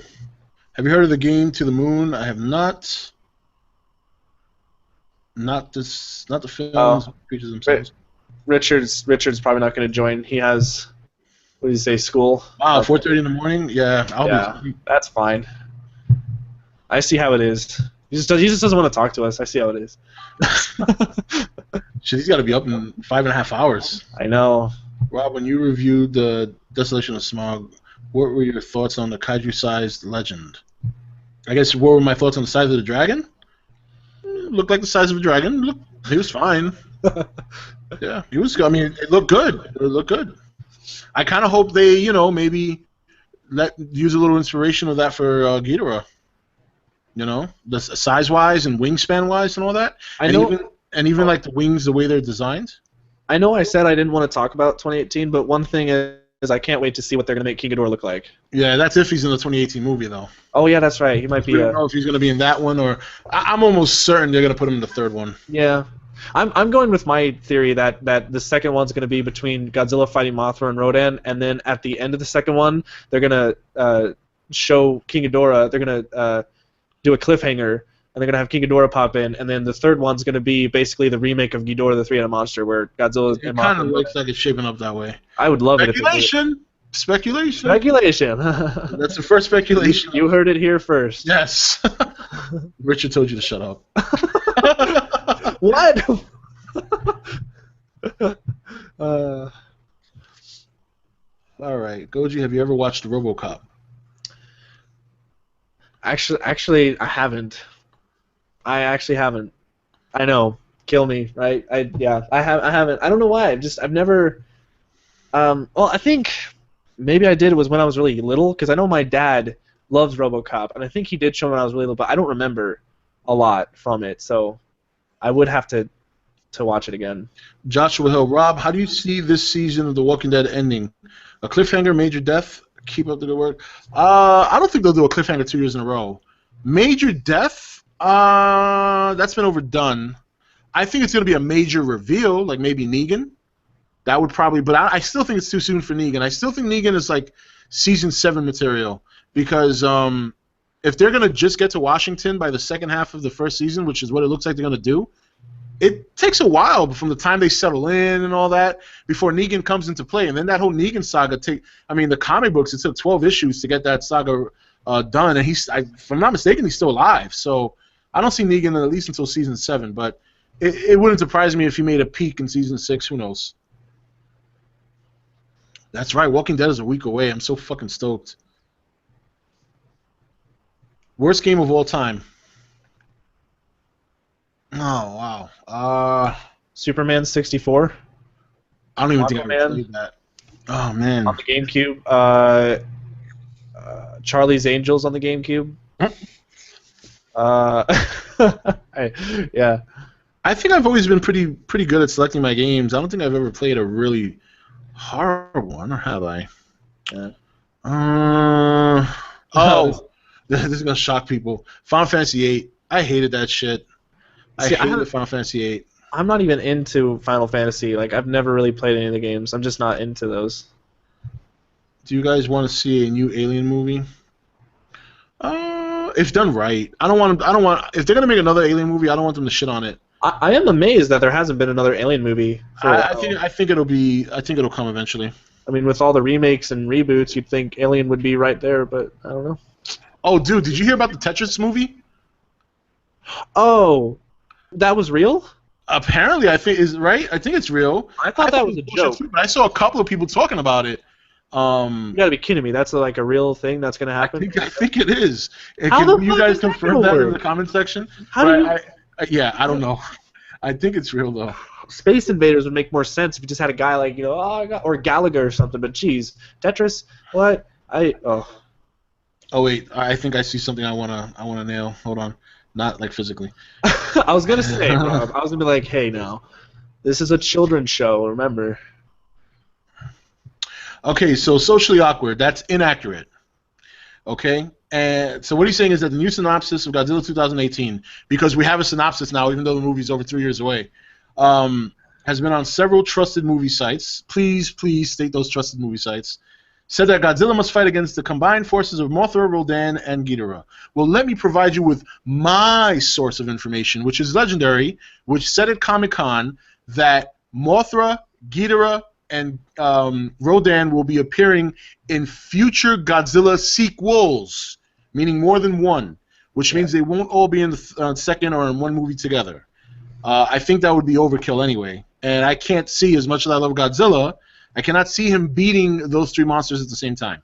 Yeah, that'd be ridiculous. Yeah, even I would call bullshit on that. Like, I love Godzilla, but let's not get crazy. Well, even the fact that the '64 Godzilla, which was probably the most ferocious Showa Godzilla, gets freaking defeated by two Mothra larvae. I hate that. I hate that so much. It makes no. Oh God. I like that suit though. Oh, the suit's great. The eyes is my favorite part of that suit. But I mean, the fact he gets defeated by two, I don't get it. It's like, what? What were they thinking? Yeah, Mothra's always gets the best of him, and it's so hard to see when you see him beating ferocious monsters like Ghidorah and Space Godzilla, and here comes a rainbow butterfly kicking the shit out of him. It's like, why? Yeah, is that to appeal to women? I don't know. In Japan, maybe like that's what I don't know. That actually crossed my mind a couple of times. Yeah, I think this movie will work if it takes place in Russia. Dude, it could take place on the moon. It doesn't make sense. Oh, man, Ag, you're too much. Yes, multiple sequels. Rob, are you going to watch New Jurassic World? Absolutely. Oh, yeah, I'm definitely going to check that out. Chris, have you had a fictional female character you were in love with? Maybe not in love, but... I mean, yeah, there's a lot of hot animated things. I mean, there's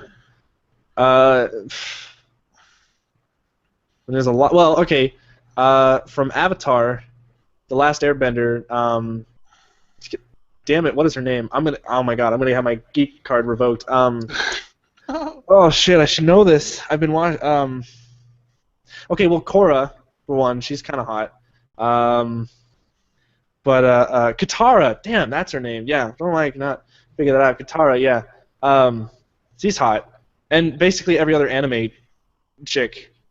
I mean, my sister, when I was young, my sister actually watched Sailor Moon, and the only reason I watched Sailor Moon was for the girls. Is really, I mean, is that like that's like every guy's reason for watching Sailor Moon, right? Because you don't watch it for the story or anything. You watch it because, they're flashing and. Sailor Moon says. Also, if you guys, I'm probably really weird here, but if you guys watched Totally Spies on Cartoon Network when that was out, do any of you even know what Totally Spies was? Because I watched that also because they were like spies. It was like a 007 thing, but they had three girls, kind of like Charlie's Angels actually. It was more like Charlie's Angels, and they were all wearing skin tight outfits, so that's the reason. So. You think just because I'm a Godzilla fan, you don't think I'm a guy too? I mean, yeah, of course. I have a guy brain too, so Timothy Sampson, I must know, Rob. Do you want Bandana Milkshake off the channel? No, I don't want Bandana Milkshake. I still don't know where that comes from. I still don't understand. I would like you to stop talking about my shirts though, because that gets creepy. It gets a little creepy. He's always commenting on my shirt. That shirt doesn't look comfortable. Oh, that shirt looks nice. Oh, and I look at the comment. I'm like, why the fuck is this guy looking at my shirts? Like, really? Gojifan Rob? Do you like Attack on Titan? I have not seen Attack on Titan yet. Attack on Titan is amazing. It's an amazing anime. I highly recommend watching it. Oh my god. Enter the Darkness 23. Powerpuff Girls was the best. You are correct. I'm not even ashamed. If you're a 90s kid, you know what I'm talking about. Powerpuff Girls for the win. I don't care. I don't care that I'm a guy. Powerpuff Girls. Hey, you have guys now, 30-year-old guys that like My Little Pony. I can say, they do? Yes, I'm not joking. There are 30-year-old guys who like My Little Pony. I can say I like Powerpuff Girls because for me, Powerpuff Girls is cooler than My Little Pony, and Buttercup, Blossom, and Bubbles can kick frickin' whatever the frickin' pony's name is ass. Yeah.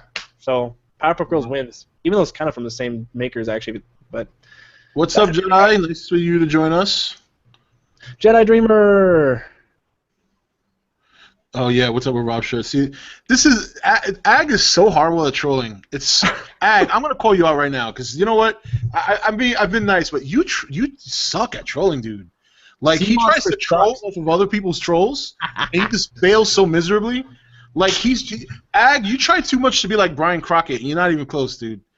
You're not even close. You really need to hang up the troll shoes, man. You suck at trolling, dude. Really.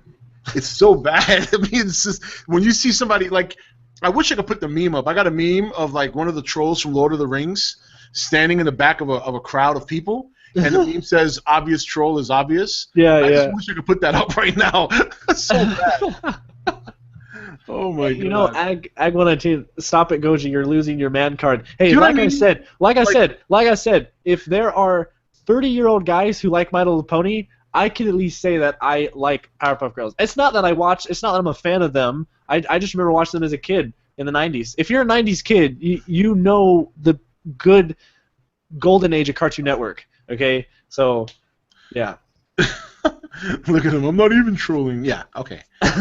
Okay. Yeah, by the way, Sea Monster sucks. Yeah, Sea Monster can go suck a dick, okay? Just so you know. All right. Just want to throw that out there. Oh my god, that's so funny. Goji fan, are you gonna see Jurassic World? Okay, well, a lot of you guys are gonna kill it because I know a lot of you guys on the nation are Jurassic Park fans. I see a lot of posts about it. Well, here's the thing. It was probably so long ago when I saw the first Jurassic Park. I was probably really little. I don't even really remember. I haven't seen it since, so I don't even remember a lot about Jurassic Park. So I guess what I can say is I've never really seen Jurassic Park. Second, I haven't seen the sequels, and personally, I'm not that interested in Jurassic Park. I'm not really a huge fan of it. That's not to say that I don't respect it for what it did for movies. That's a different thing. Just because I say I'm not a fan of it doesn't mean I don't know the power that it had. Now, looking at what Jurassic Park has done for practical effects, as well as CGI in the 90s and stuff like that, it's phenomenal. But me personally, no, I'm probably not going to go see it. I mean, I haven't seen any of the others, so I don't know why I would see this one. But yeah, I know a lot of you guys are going to hang me for that. So you're currently losing subscribers as we speak. I probably am. I've brought it up before. I've actually said it before on some of my own live streams and some videos. But yeah, I'm probably going to lose a shit ton of fans from that. So. Hey Rob, any ideas of what the next Fantasy Battle Tournament theme is going to be? If not, I think it should be superheroes. I don't think I'll ever do superheroes. Oh, don't even get in. No. Yeah, the way people are with superheroes. You don't want to get into that. That's even worse. That's even worse than like kaiju fanatics. Yeah, I mean, superheroes. People are going to say, "Well, you didn't put this in the simulator." I already see it coming. Now, it doesn't mean I'm not going to do superhero fantasy battles, but it might just be regular fantasy battles. What I'm going to do is, and I was talking to Al about this. All the old fantasy battles I did with just the simulator and the countdown, and then my thoughts. I'm going to redo those with scenery, and I'm going to give it a fresh boot into the simulator without any. With no holds barred, because every match I try to make fair.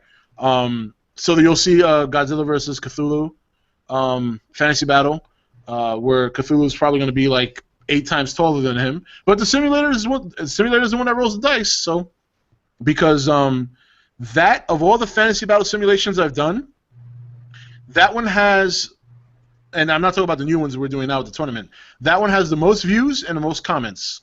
Actually, it's the only video of all 500 and odd numbers of videos I have that has over 1,000 comments.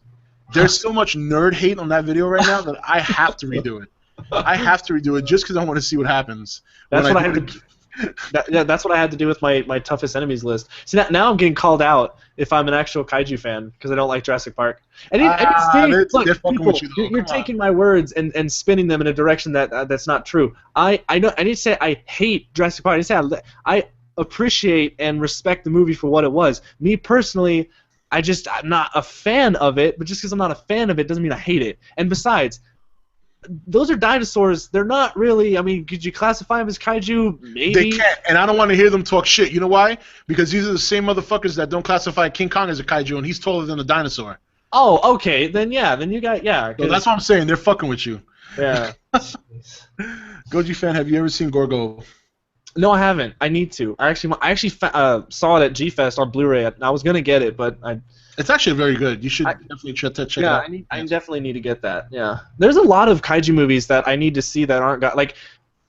I was such an idiot when I was little. All I would watch was Godzilla. I didn't even care about Gamera. Like I was like, screw every other monster. All I want to watch is Godzilla. But now that I'm older and I've seen the Rebirth of Mothra trilogy and I've seen the Gamera trilogy and the other Gamera films, the Showa ones, I don't want to watch those again. And the Millennium Gamera ones, and I've seen what did I see? King Kong Escapes. I saw that one. And Adam's fucking with you. Adam's like, why do you hate kaiju so much, Gojifan? Oh yeah. Oh, I definitely hate kaijus. That's for sure. Yeah. I don't know why, but my phone keeps going the fuck off. Where's my phone? Mine too. I just put it flat and I didn't care about it. But yeah, it's I definitely am working harder at watching other classic Toho films and other classic kaiju films. I was actually thinking of doing I always forget his name, but Ray Harryhausen, I wanted to do a Ray Harryhausen marathon and do reviews of every movie that he's done because, he's probably the biggest inspiration of practical effects with stop motion and all that. So. All right. Give me 1 second here. So I am branching out.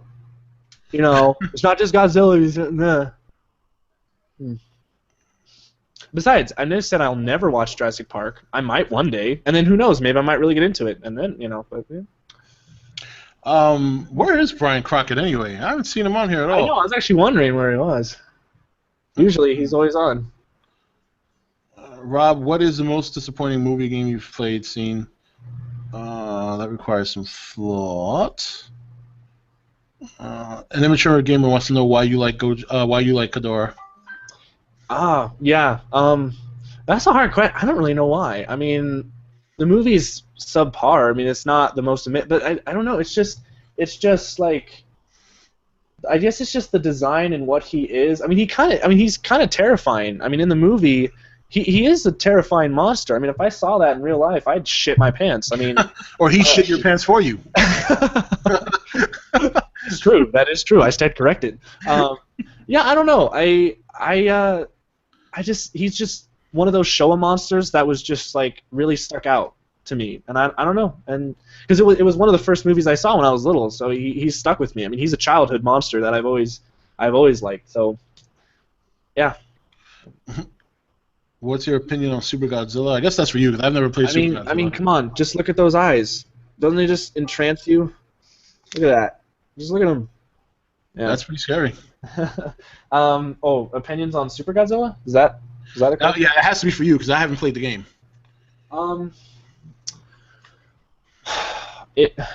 Okay, after beating it, it's not as bad as when I rage quitted. It's not as bad as I said when I first played it. But it's still not a good Godzilla game because it's I mean, you take damage from destroying buildings. Right there, that doesn't make any sense. I mean, that alone just really bothers me. But I don't know. Like it still sucks. I mean, I'm not gonna play it again. That's for sure. I don't know what else to say. It's not a good game. It has its moments. Yeah. But especially, I'll give it when you do turn into Super Godzilla, the game gets actually really fun because you're like ridiculously overpowered. You get to charge a punch. You can finally do a dash attack. I'll give it that. Like when you turn into Super Godzilla, it gets really fun. But I don't know. Other than that, I guess the boss, like the monsters that are in it, are cool. You get to fight a plethora of Heisei monsters. But yeah, I mean, I wouldn't play it again. And Rob, I really urge you not even to play it at all. Don't even touch it. Don't look at it. I saw you, and I'm like, yeah, no, I'm not touching it. Yeah, no, I'm like, I suffered for everybody, so.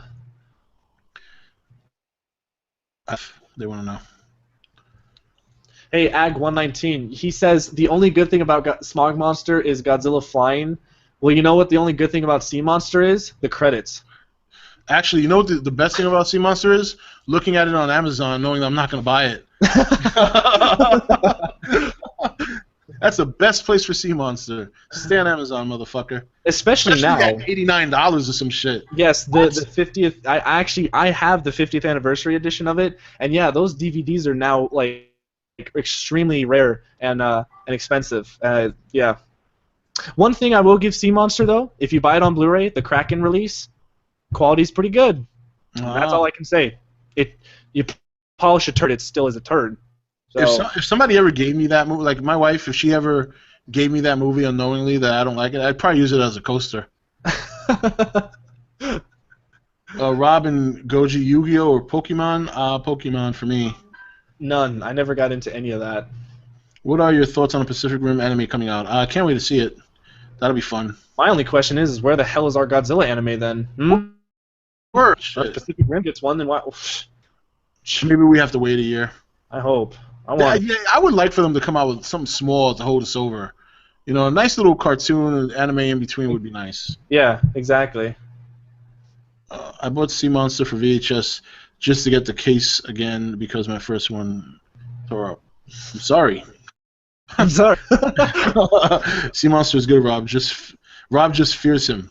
Actually, no, I don't. To be honest, I would love nothing more than to have a nice boil with Sea Monster, get a big old jar of melted butter, and just go to town on that shit. I mean, you have to admit, the Sea Monster is pretty, it's non-original. It's just a gigantic lobster. He's less original than Kumonga or Gamacaris. Yeah. Yeah. Dark Rob, would it be a better coaster than Spider-Man 3? Yes. It definitely would. Yeah, it would be more used. Spider-Man 3 would actually get to go back in its case. Put it that way. Yeah. Godzilla had one that sucked about. Ebera is way now they're just fucking with both of us. Yeah, I know. You see it way better than the shit that came out in 2014. Yeah. Okay, Angtram. We'll go with that. Another failed troll. Yeah. Obvious troll is obvious. Yeah, where's our Godzilla anime? Yeah, it'd be nice. That's what I'm asking. I swear, get the art team who did Attack on Titan and have them do the Godzilla anime. It would be the best frickin' thing ever. Ugh. What are your opinions on King Kong Escapes? Personally, it was kind of boring, actually. I thought it would be a little bit more action, but is that the one where he fights like a robot version of him? Cyber Kong, Mecha Kong. Yeah. And that's what really turned me on to the movie because I was like, whoa, a Mecha Kong, that's pretty. Because he was actually the first Mecha monster, actually, not Mecha Godzilla, actually. But like watching it, not much happened actually. It was very, very boring. Very underwhelming. Very underwhelming. Yeah. I'd still buy it on Blu-ray, but that's just to have a collection of monster movies. But yeah, yeah. All right, so favorite. I guess somebody asked a second ago favorite Mechagodzilla, which for me is the first one. I'm with Kiryu. Yep. Fucking Ag still with this shit. Ultraman or Superman? Superman for me. Ultraman. Yeah. Sorry, Superman to me is just the most ridiculous OP. I don't know. They have really made him overpowered now. I mean, it's not even fun anymore. I even as a fan, I can admit that at this point there's no more there would never be any what's what I'm looking for, dire situation for him. Yeah, to make it interesting. There's just no tenseness. With Ultraman, there is, because he has his energy running out when he fights, and and he can't, like, sometimes he does lose a match, but I mean, that's as much as I've watched Ultraman. I mean, the only Ultraman I've actually watched is the first series, and I've only gotten through a little bit of Ultraman, Ultra 7, but I didn't actually like Ultra 7. It was actually pretty bad, so I actually stopped watching it. So. Oh, so one thing I wanted to say, if it just hit me now, because I know I'll probably be closing this down pretty soon, but so a long time ago, I remember I told you guys that I wanted to try and do like a podcast live stream type thing. So obviously that didn't work out too well, but I am going to be starting a podcast soon, and that's a definite. Actually, Xander Scullion, for those of you on the nation who know him, he's going to be helping me develop it because he's been doing his own podcast for 3 years. So he's going to help me, like, kind of get started, and he's giving me some recommendations. And I think I'm going to start it off as just doing it once a week. And so that's a definite now. That's going to be coming in a couple of weeks. Because I kind of like, I find when I do videos where I either have, like, pictures or, like, video game footage, and I talk behind it, I tend to do a little bit better. And I kind of like doing that because, I don't know, when I have the camera up, like, I have to kind of, I'm so concerned about, like, my surroundings, my lighting and all that, that sometimes I just kind of, like, I'm not as, what's the word I'm looking for? I don't flow as good as I do when I'm not worried about a camera. So I kind of wanted to try the podcast, see how that goes, and start not this week, but probably the following week. Like, I wanted to put it up like once a week for starters and see how it goes. And it's not gonna be just me. I'm actually gonna be looking for a co-host because I want to have somebody to talk with. So I'll let you guys know when that's gonna drop. I'll put links up and stuff like that. But yeah, I'm excited for it. I'm looking forward to it. So I just wanted to give you guys the amounts of Spant-Man, Spider-Man, and Ant-Man. Sorry to say this yet again, Chris. My favorite female character is Nina Cortex from Crash. Why is he apologizing for liking her? I don't know. Yeah, I don't know. To at work. Thank you, Rob. Oh, yeah, cool.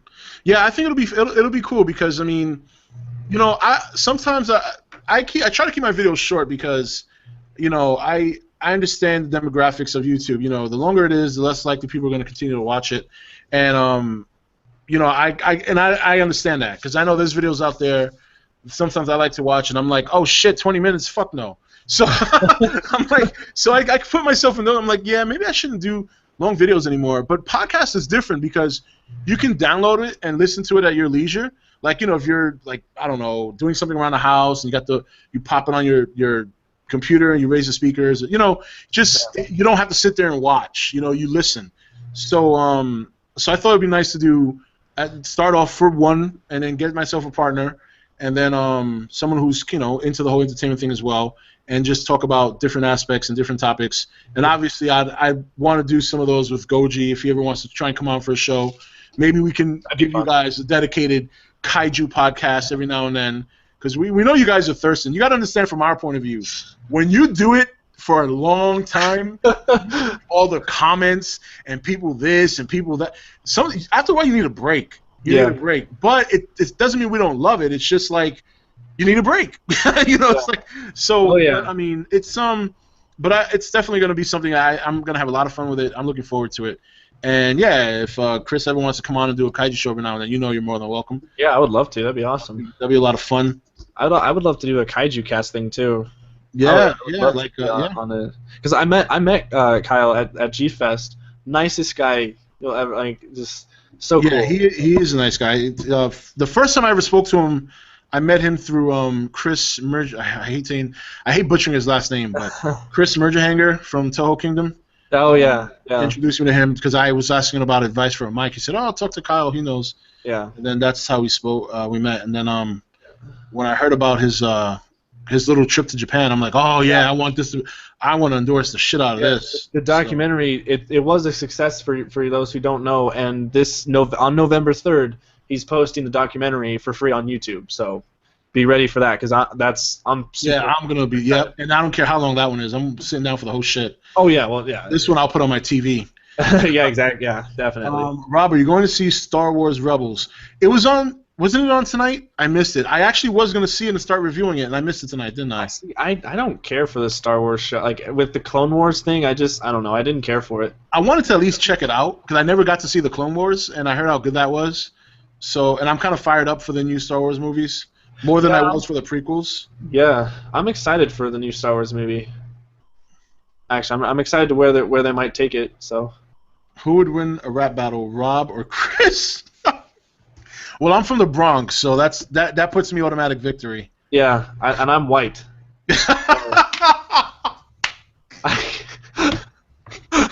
Oh my god, that was fucking hilarious.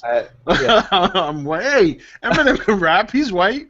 Don't put yourself down. Don't knock it. Wait, Eminem? Oh, don't even get me started on that wannabe. That was funny. Oh man, that was funny. Ooh, pardon me. Sorry about that. Ag119. What's the documentary about? It's about the art exhibit that they had in Japan regarding Godzilla, probably the 60 years anniversary thing, and it was a really, I mean, there was so much that they showed. They had some suits from the movies, and it was so cool because I'm on Facebook. I'm friends with Kyle, and I'm also friends with David Eric Dopko. I butchered his name. David Eric Dopko, and he's an amazing photographer. So Kyle actually hired him to come with him, and he got to he was the one who taking pictures of all the stuff that you're going to see in the documentary, and they got interviews with some of the people in the business regarding the Godzilla movies. It's being friends with them on Facebook and also some of the groups that they're a part of. Basically every day while they were at Japan, and they were posting pictures in the Facebook group, so we were able to like see all the things they were. I mean, they were right next to Toho Studios, like where they painted the Heisei Godzilla on the side of the building. They were like right there interviewing a guy, and you get to see that in the background. And whoa, that's loud. Sorry. So yeah, but it's gonna be on. It's something that they'll probably never do again, and you know, I love the fact that he's able to do this so that he can share it with everyone else. So it'll be awesome. Angtram, yes, I am getting Alien Isolation. I don't know if I'm getting it Tuesday if I have time, because I'm actually, well, as of right now, I'm off from work until next Saturday, so I got like a whole week off. Oh, nice. I expect that to change, but that also means that I'll be with my kids all week. So if I don't get a chance to get it Tuesday, I'll have to get it Friday.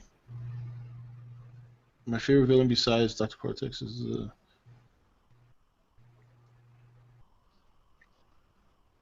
I've seen the old Twilight Zone episodes on Sci-Fi. They're cool. Katara, Tylee, Azula, Mai, Korra. Goji, if you made a Gojira game, what would it be like? Actually, what's funny is that basically what the new Godzilla movie or new Godzilla game is. That's what I've. You know what? I kind of called it, by the way, because before this Godzilla game was even announced, that was the kind of Godzilla game that I was talking about with random encounters and shit like that. Yeah. But up the ante where you can play as every single Godzilla suit and you can play as every single Godzilla character, but the gameplay was already like what I wanted it to be. So yeah. Gojifan, why don't you like Ultra 7? It was boring. The effects were terrible.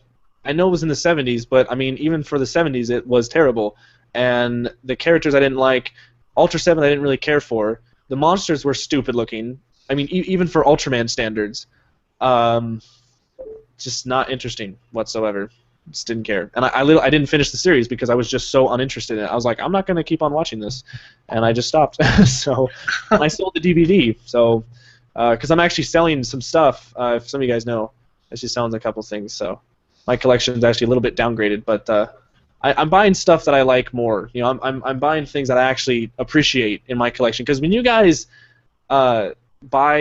when you guys have a big collection like I do, you start to stop appreciating what you have because all you want is more. Like it really was turned into an addiction actually, and I'm not gonna really get into all of it, but you know, all like I bought fucking Godzilla 2014 party supplies.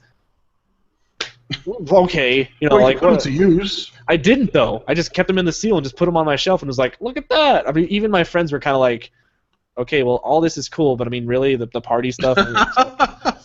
Yeah, but that's like, so yeah. If you know, if you guys want a big collection, buy the stuff you really are gonna love. Like for the fact, like the Hedorah guy, like all the X Plus figures that I have, and especially this guy, you want to get the stuff that you really are gonna like. And so basically, all the stuff you see right here is stuff that I really like, rather than party supplies and cups and movie memorabilia, I guess. But so. Rob, who is your favorite villain from DBZ? Kid Buu. I like Kid Buu because he was funny and menacing at the same time. Was Cell his name? Well, yeah, Cell was the tall green guy. I like him. He's cool. Goji, what is your favorite Godzilla figure? That's a tough. Look at behind it. How can I? How? Really? He needs about a half hour to answer this question, guys. Yeah, I mean, it requires a lot of thought and maybe walking by his collection for a good 15 minutes, like with his hand on his chin, like yeah, like which one? Like I don't know if you want to be specific, like X Plus. I don't know, but that would be Hedorah right now. Yeah, that Hedorah one is very nice. Yeah. My mom says the same thing about my collection. Should I go get a Minya figure? Why not? Rob, did you see Sonic in Jaws? Maybe he was trying to say and. I don't know. Sonic and Jaws. I don't know how those two are related, though. You're talking about the blue hedgehog, right? I hope. I guess. Or if he's talking about the restaurant. I don't know. Scorpion, gaming commentary. Wow, what would you do if Godzilla was real? Scorpion. I would climb up his back and use him as a horse.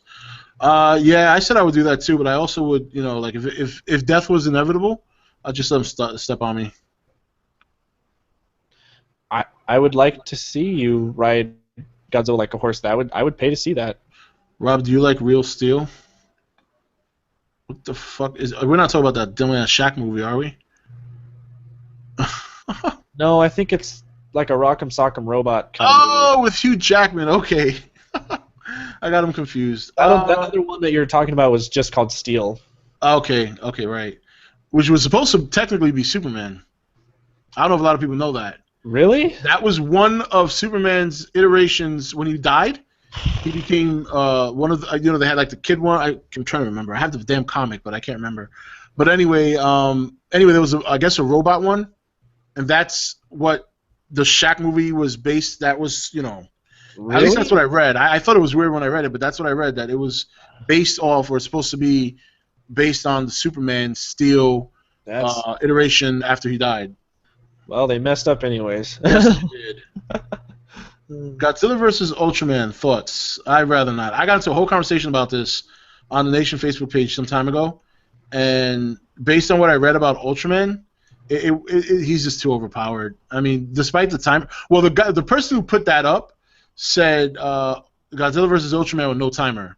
So when he put no timer, I'm like, all right, that's just forget it. It's like, I mean, Ultraman is so powerful. I don't think Godzilla could beat him, especially if he didn't have a timer. Huh. And I'm not even an Ultraman fan. It's just based on what I've read about Ultraman. He is kind of crazy, that's for sure. Yeah. Go to Belena Production Channel and you will know what I'm talking about. Oh, okay. So, okay. Yeah. I guess that's the Sonic Jaws thing. Sonic, yeah. What are your thoughts of Man of Steel? I liked Man of Steel. I know there's a lot of people who didn't, but I enjoyed the movie. I thought it was good. I liked the slight changes, especially him killing Zod and all that. So. Yeah, I actually, because I don't like Superman whatsoever. Like, I've never liked him, but going into that movie, I actually did enjoy it. They actually made Superman pretty cool in my eyes. And yeah, him killing Zod at the end, that really, because for me, I know a lot of hardcore fans hated that because like, oh, Superman can't kill, but I liked it because they took a risk. They took a big risk, and the drama and payoff that scene had. Even though my problem with the movie though is after all that destruction, the next day it's like it never happened, and they just it's like they don't even address all the death and destruction that happened during the fight. I mean, I don't know. I found that kind of weird, but. So just to address two things here, because I know Jedi's put this up a couple of times and I haven't had a chance to acknowledge him yet, but yeah, Jedi, thank you very much. Yes, creeping up on 14,000 subs. Nice. This is probably the longest stretch of time I've had to wait between hitting another 1,000, but that's because of all the ups and downs the channel's had in the last 3 months with my inconsistency, the 1,600 subs dropping off the channel. After Godzilla was over, 1,600 people said peace. Is that really what happened? Yeah, it didn't Wow. all happen at once, but when I looked at my numbers over time, it came out to be like 1,600 people that left. Wow. But, yeah, that's why it slowed down a lot. Like, actually, but from 13K to now going on to 14 has been like the longest stretch that I've gone without like getting to the next 1,000. But yeah, that's cool. And of course, yeah, I mean, you're still going strong at 17, of course. I don't know what I'm doing. Besides, even I'm taking a I'm more spacious with my videos now. Like, I'm not doing them every day, or like, because I'm starting to do other things and whatever. But like, I don't know what I'm doing. That's still is ridiculous. Well, you're doing the same. You know, you haven't changed anything at all, really, and you already had the numbers even before the movie came out. So you're still getting that same fan base that likes the combination of video games and kaiju. So Yeah. you know that's so as long as you consistently do that, yeah, you're gonna continue to It grow. might be the Godzilla PS3 game that's getting. Yeah, that's gonna blow up. Especially when I do the Let's Play of it, it's probably gonna really go. Yeah, Rob, I like the Avengers Origin series. Keep that going. Yeah, that's been a lot of fun to do so far. What if Kid Buu were to absorb Weiss? If he could have a chance to. Weiss is so much more powerful than Kid Buu. I don't think Kid Buu would ever have a chance to get near Weiss to absorb him, or her, whatever it is. That's from the I don't know. Did you see the Battle of the Gods Dragon Ball Z movie? No, I didn't. Yeah, that's what he was asking. I'm far behind on Dragon Ball Z. I haven't even finished the first series, the first season or whatever. I'm so far behind. I mean, I've seen all 9 seasons so many times already, but I recently started watching it again to review it on the channel, and I'm done watching it, but I haven't done a review on it in a couple of weeks. So the whole from the time, let me see, May, June, I would say like around June, July, I started getting so busy with work that it was really hard to keep up with the channel. It was just I was having a hard time, and it wasn't until like the last couple of weeks that I finally started getting back on the schedule. Are you going to play the Power Rangers game, Gojifan? I had an idea that I was going to because it kind of has that tokusatsu like Ultraman vibe, but then I decided not to because I really want to start slowing down on Let's Plays a lot because I've done so much. Like I had just a non-stop slew of Let's Plays and nothing else, and you know, after Shadow of the Colossus that I'm doing right now. And later the Godzilla game on PS3, and then Kaiju Combat. Those are really the only games that I'm planning that I'm gonna do. After that, I would like to take a break from Let's Play because also my group Exosphere, when we get our shit going and we actually make a YouTube channel and stuff, you'll be seeing a lot more gameplay Let's Play stuff on there, and I don't want to get burnt out on Let's Plays and stuff between my channel and working with them. So. Yeah, so pretty much 3 Let's Plays. That's pretty much it. I don't know what else I'm gonna. Yeah, that's kind of it. So, yeah, I think that's it. Rob, what Pacific Rim robot would you like to see in the next movie? Crimson Typhoon. If they brought him back, that would be cool. I already know Gypsy Danger is gonna be in it because Guillermo del Toro said so. But if they were to bring another one back, I'd like them to bring back Crimson Typhoon. The 3-handed one, that one was cool. All right. Would guys play the brothers? I have a Wii U, but I haven't gotten that game yet. Yeah, I don't know. I don't know. I hear Nintendo's fussy about Let's Play videos, so I don't know if I would touch that on a Let's Play. Maybe a Twitch, but I don't know. Yeah, I mean. Super Smash Bros. I've played the others. I was a huge fan. My favorite one was Melee, but I don't know. I don't have a Wii U. I used to, but I sold it because there was just nothing for it. The only way that I'm gonna buy a Wii U again is if they announce a new Metroid game. That's really it. Other than that, I could care less about Nintendo. Right now, at least, because they're doing terrible. They're making the worst business decisions like I've ever seen a company make. They're really going downhill. So, yeah. All right. Yes, Alan. Thank you so much. For those of you, I'm glad that you're here, Alan. I didn't see you posting earlier, but Alan actually helps me do my my weekly entertainment recap videos. Yeah, I've seen those. Those are pretty good. Yeah, he helps me out with those. He collects some of the relevant information and he sends it to me, and then I read through it and kind of break it down and try to do a professional video. I'm still have a lot of improvements to do, but I've had a lot of fun with that. It's a good way for me to kind of, because I used to always be so good at being on top of shit. Like when something drops, I'd make a video, and I just don't have that luxury anymore. So that's a good way for me to kind of do that within a week. You just kind of wrap everything up into one video. Rob, did you see all the death battles? #swag. Not all of them. I've seen like Godzilla and Gamera, and I've seen Goku and Superman, which is a big deal. Yeah, that was. Yeah. So, all right, guys. I think I am going to call it here. We have been running 3 hours. That's not bad. That's not bad. So, but thank you very much, dude, for coming on here. Yeah, no problem. Talking games, and we definitely have to do this more often. I know. When was the last time we did it? Oh my God. I don't remember. Just us. I mean, I know that I've come in a couple times, but I mean like a pre-planned. Let's do this and talk about this. Yeah. Yeah. I think the last time was when we did it last year. The first time. Last time was the first time. Last time was the first time, and I think that's why I put the title "At It Again," because I even thought about that. I'm like, I think this is the second time we've actually planned. Yeah. A live stream where all the other ones you just, hey, let's go, G, come on in. Yeah. Yeah. So. But anyway, guys, thank you so much for being here with us for the last 3 hours. It's been so much fun, and we will be doing it again. I know you guys always like when me and Chris get together, and we like when we get together. It's always a good conversation, and it was nice to actually talk about something other than Godzilla, even though we did speak Godzilla, but that's okay. That's part of what we do. And, yeah, I'm going to let Chris say goodbye, and then we'll sign off, and we'll see you guys later.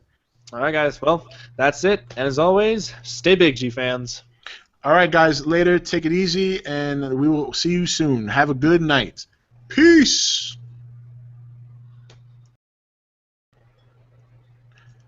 Hey, guys, welcome to Entertainment Talk Nation. This is Rob, and I am with none other than Mr. Gojifan himself, Chris. Chris, how are you, my friend? What's up, G fans? I'm good.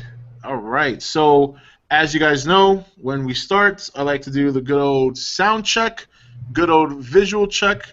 When I get the confirmation from you guys that everything's all good on your end, then we can start. And I'm actually going to let Chris kick it off. He's going to start something, so... Damn it, every time. Every freaking time. I have my second monitor finally, so now I'm able to read the chat and look at the Hangout at the same time. Oh, yeah, that's right. Click through different tabs, but... My second monitor is on the floor. So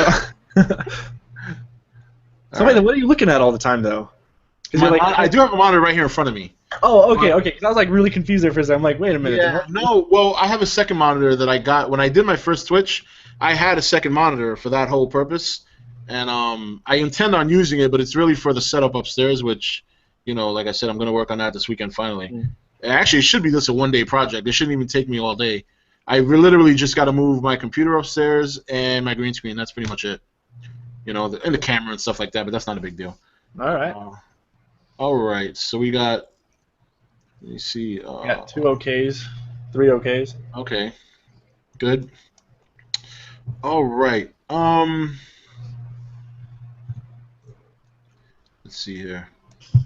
So we got Gojira Reviews, Alan Mullins, and Noah Gillen, and a couple of people just walked through the door. That's why I kind of want to give it. I wanted to give it a few minutes because it said 2 a second ago, and I'm like, all right, I don't want to just start now because I know people are going to start coming in now. So I'll give it a few more minutes. For those of you guys who just got here, we're just giving you guys a couple of minutes to settle in, and then we're going to get started. And yeah, that's basically it. So, and for those of you who just came in, just make sure to give us a confirmation visuals are okay and that audio is okay, and then Chris is going to get us started. We're going to be talking mainly games tonight, but Chris does have a good surprise for us that I'm very excited about, and we're going to get to that as soon as possible because I want to check it out. But he's going to get us started on tonight's topic. First, we're going to discuss the Godzilla game, and Chris is going to kick that off. Then we're going to get into some Destiny, and then we're just going to flow from there. So, all right. Is the surprise what I think you're talking about? Oh, of course it is, yeah. Okay. I don't have any surprises. I do have one small announcement to make that I'll do later, though. It's not that important. Okay, I'm settled in real good. All right. All right, so I think we can get started now. I know there will be more people filtering in as the night progresses. Yeah.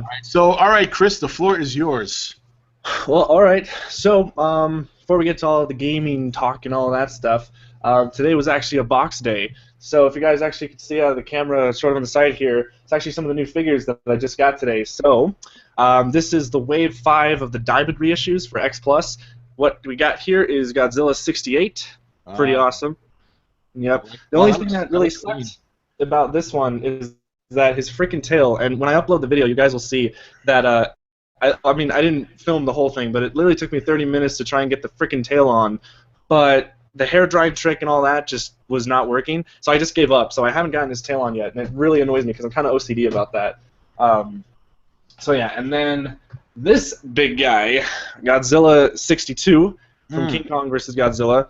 This is a really amazing sculpt here, so I can't wait to review this guy because I actually just started reviewing X Plus figures. So, but yeah, he has his derpy face. If you guys watch O2Zilla, he made a short series. It has a couple episodes. I hope he continues it. But this character, I forgot what he named it, but it's like this derpy character. He's just like, hey guys, or something like that. It's hilarious. So check out O2Zilla for that. It's pretty. That's the one thing I never liked about the King Kong vs. Godzilla suit. He looks so dorky. And then the most amazing figure out of Wave 5 is Hedorah. This was the figure that I was most excited for. My God, just ridiculous. I mean, seeing it on the screen gives it no justice. You have to see it in person, and just like, it's crazy. I don't even know where I'm gonna put them on my shelf because like, I'm looking at where I might be able to put them, and I don't know. I think I'm out of room. So. And there's more waves that are coming. The next wave is the Godzilla Raids Again set. So we're gonna get 1955 Godzilla and 1955 Anguirus.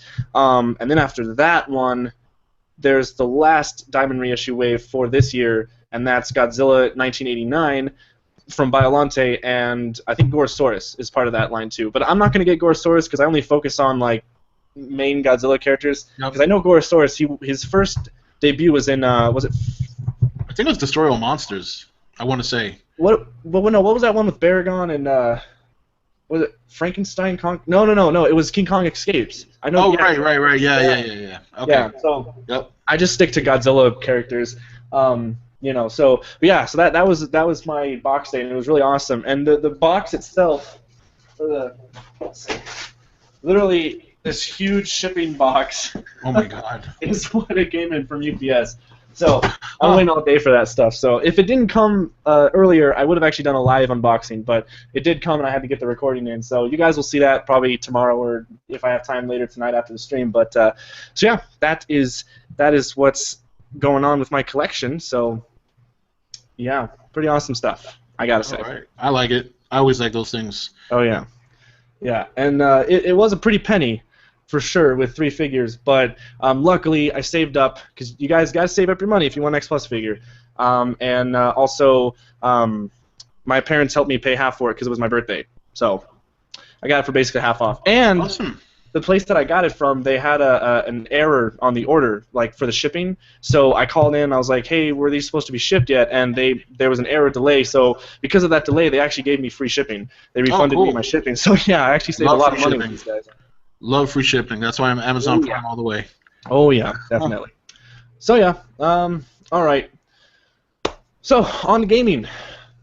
This is where you guys get to see me actually be a gamer and not just a Godzilla fanatic. Because a lot of you guys, it's funny. I surprise a lot of people lately that whenever I say I either listen to like music, like when it comes to like Slipknot, because actually lately on The Nation we've been talking about the new Slipknot album. Yep. I've been part of those conversations because I'm really excited for that. But some people just get so amazed that I listen to that, or that I, play video games other than Godzilla games. It's hilarious how you guys, I'm not Godzilla 24/7. I can't, life would be boring if it was just Godzilla. So I'm a fan of many things. So then we'll get to that when we talk about Destiny.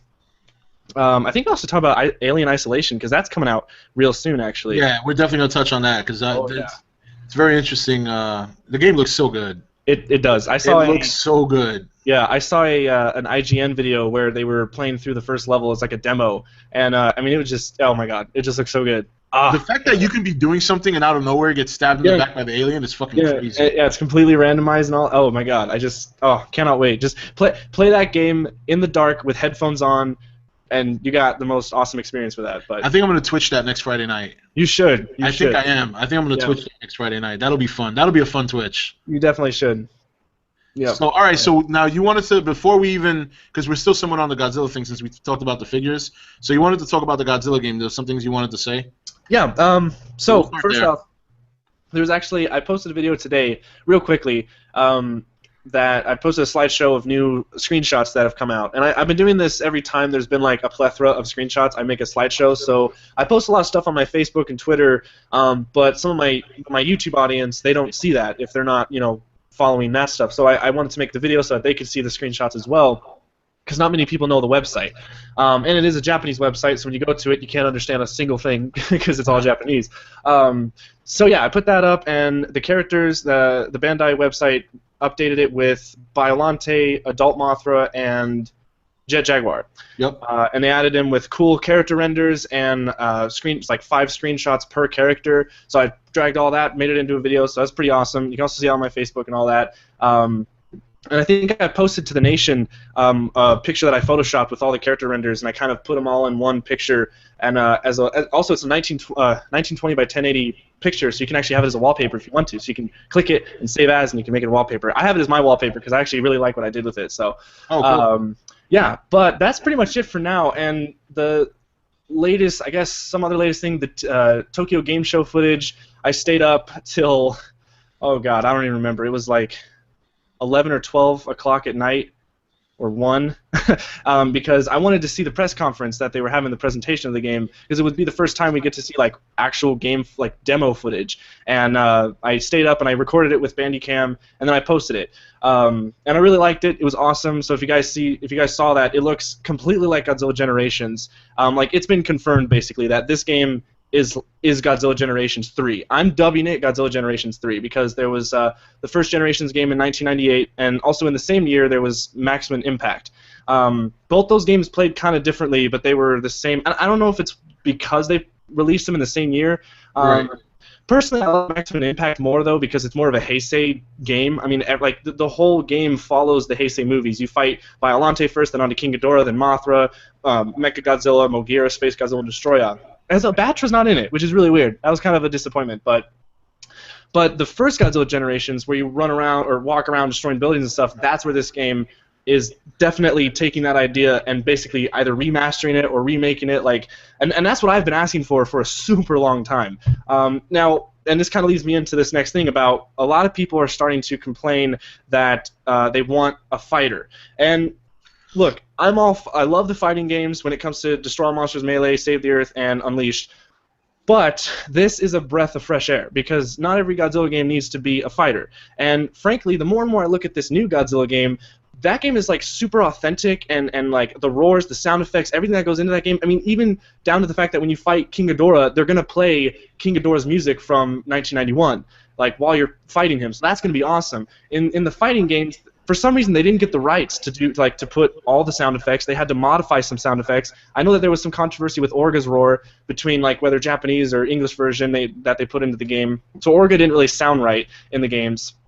And there were some sound effects that were very stock. If you guys noticed in Destroy All Monsters, Save the Earth, and Unleashed, especially Unleashed, when it came to Mechagodzilla 74, whenever he moved, or like whenever he punched, there'd be the stock like robot kind of sound. It was like right. I heard it in cartoons, and I'm like, they couldn't even get the rights for the sound effects for Mechagodzilla 74, and it didn't really make any sense. Also, they were kind of cartoonish.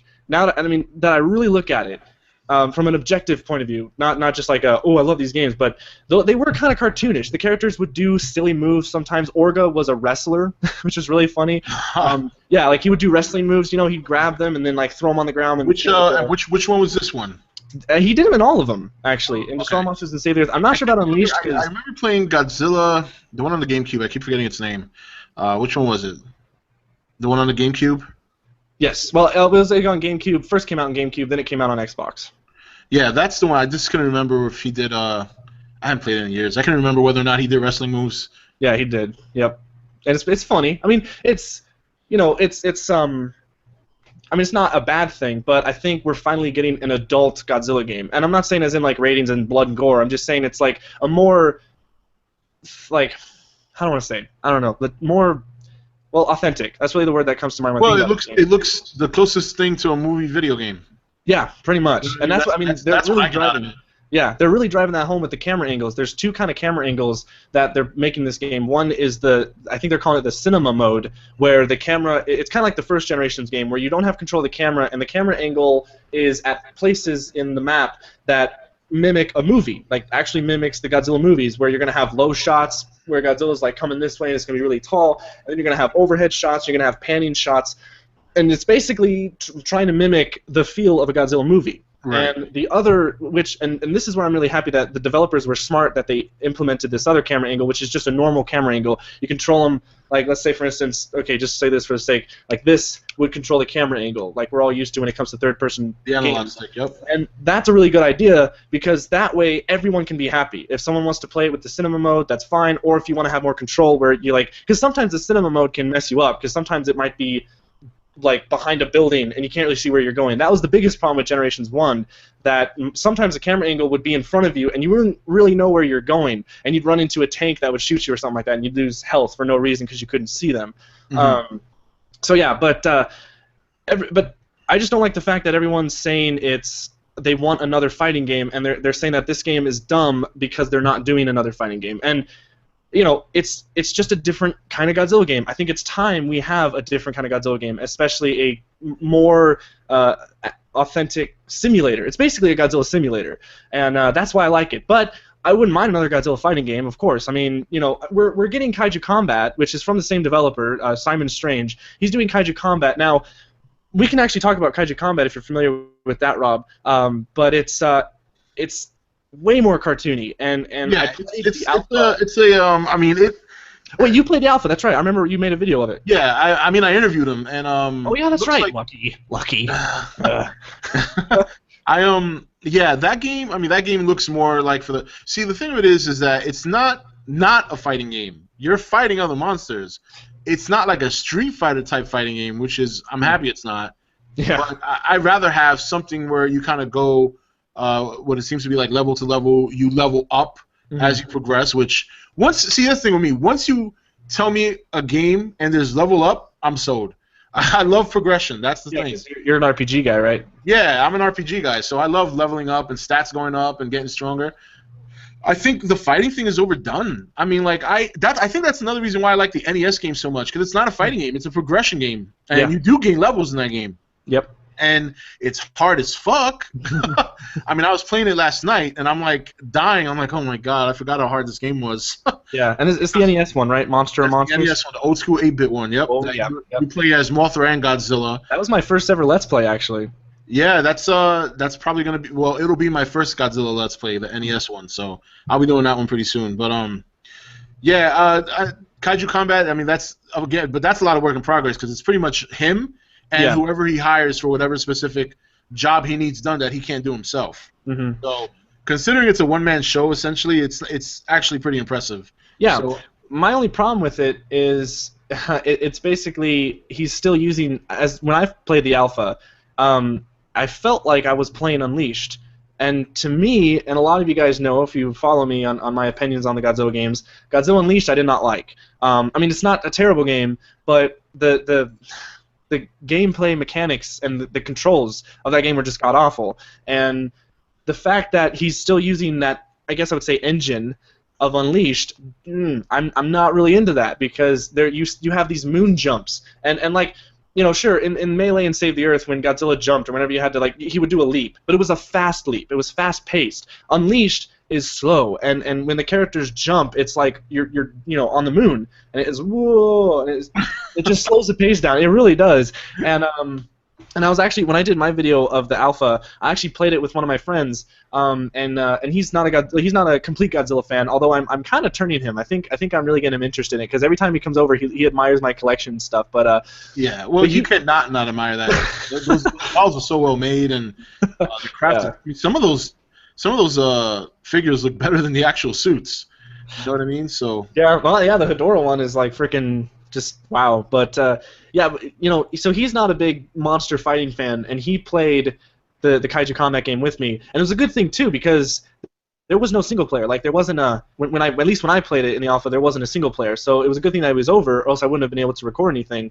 And his reaction was, yes, it's alpha, but there were things in there that even an alpha should have fixed. Like the fact that when you would blow your beam or fire or whatever, your special attack, you could do it for infinite time. That to me, that could have been fixed before I paid $5 for the game. Second thing is whenever the character fell over, he would flop around like a fish, and there was me and my friend could not figure out how to get back up, nor do like a get back up and do an attack, kind of like a sneak attack. Right. You couldn't figure that out because all they would do is just flop on the ground. And once again, that's something that you should fix before you start asking people to pay for it, especially in alpha. But once again, I get it that it's an alpha. But I've played alphas that are a little bit more polished than what I played with this, especially free alphas rather than paying $5 for. But I still want to support him. He is one of my favorite developers. I mean, he was the guy who gave us Destroy Monsters Melee, and he is an inspiration for me wanting to be a game designer, along with other game designers. But you know, so I'm not gonna not support it. Of course, I'm gonna buy the game when it comes out. I'm gonna play it. I'm gonna do a let's play of it and stuff like that. I'm just not liking the way it looks now, and hopefully by the time it gets more, you know, developed and polished, maybe he'll make a beta or something. Hopefully it'll be a little bit more fun, actually. So I actually haven't touched, to be honest, I haven't touched the alpha since I did that video, and that was like 2 months ago. That's how much interest I have in the game, so right now at least. So no, I'm the same way. I haven't touched it since that little video I did. Yeah. So I definitely gotta wait for it, because especially considering that to even bother to do anything in that game right now, you need 2 players, and I just, you know, I don't have you know, like friends up here. Like all my friends are in New York, so yeah. But, all right, so that's that on the Godzilla game. So for those of you guys who want a fighting game, it ain't gonna happen.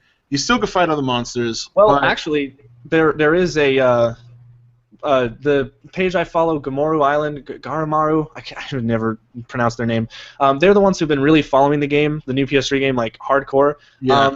They posted. This is something that I actually don't agree with, because they posted a what is it called? Signatures petition to ask Bandai Namco to make a Godzilla fighting game. This I don't really agree with. Like, yeah, I saw that. Yeah, I'm really with Gamoru Island on a lot of things, but when it came to this petition asking Bandai Namco when they're not even done with this game, that's like asking too much. I mean, we're already, you know, doing Bring It Over to America and all that stuff. I mean, they're already hearing enough of that. You know, I gotta say, I mean, I never heard of this community before the game came out. Like, I never heard of it. Never. Yeah. I guess they maybe weren't too big on the movie, but you know, maybe that's a game thing. I don't know, but I'm trying to remember how I discovered them. I think it was because of the I remember you paraphrasing an article that you found, and I think that's how you might have discovered them. No, it was before that. Game. It was before then. Oh, I don't know. I don't know. All I know is that every time I see them following the game, and it's like I don't want to come off as an asshole, but but it's like, I don't know. Here's my thing. I guess I'm excited for the game. I won't pass judgment on it until I play it. That's why I'm kind of keeping, and we'll get to this later because I mentioned this in my video too, about keeping a perspective when something comes out that you're really excited about. And I let loose on the Godzilla movie because I knew hands down it was going to be probably one of the best movies compared to other Godzilla movies, especially the '98 ones. So that was a little bit more comfortable. I think with this game, the reason I'm, you know, obviously I'm keeping things in perspective because, you know, the biggest disappointment would be if the game's bad. Yeah. And I think when I see this guy, or these people, I should say, really amping it and hyping it and this and that, and that's great. But I'm wondering, okay, and then now, and like you said, the petition. When I saw the petition, I'm like, all right, look. Yeah, that was like what was my first reaction. I'm like, can we just calm down? You know, like, are we really? You haven't even played the new one yet, you know? Yeah. And the scary thing is that it could still be a bad game. I know. That's the scary part. And that's why, like, I'm very kind of, you know, I'm like, okay, I'm gonna play it. You know, I mean, there's parts of my head I'm like, damn, I can't wait to fucking play this game. but I'm like, all right, let's be easy here, because I knew the movie I felt confident about. The games are always hit and miss, no matter what. Plus, I was a bigger advocate on the movie because to me, a movie just has a little bit more of a lasting appeal. You know, where like a game, no matter how much we love it. Like I love Final Fantasy VII. I haven't played Final Fantasy VII in like 10 years. You know what I mean? Like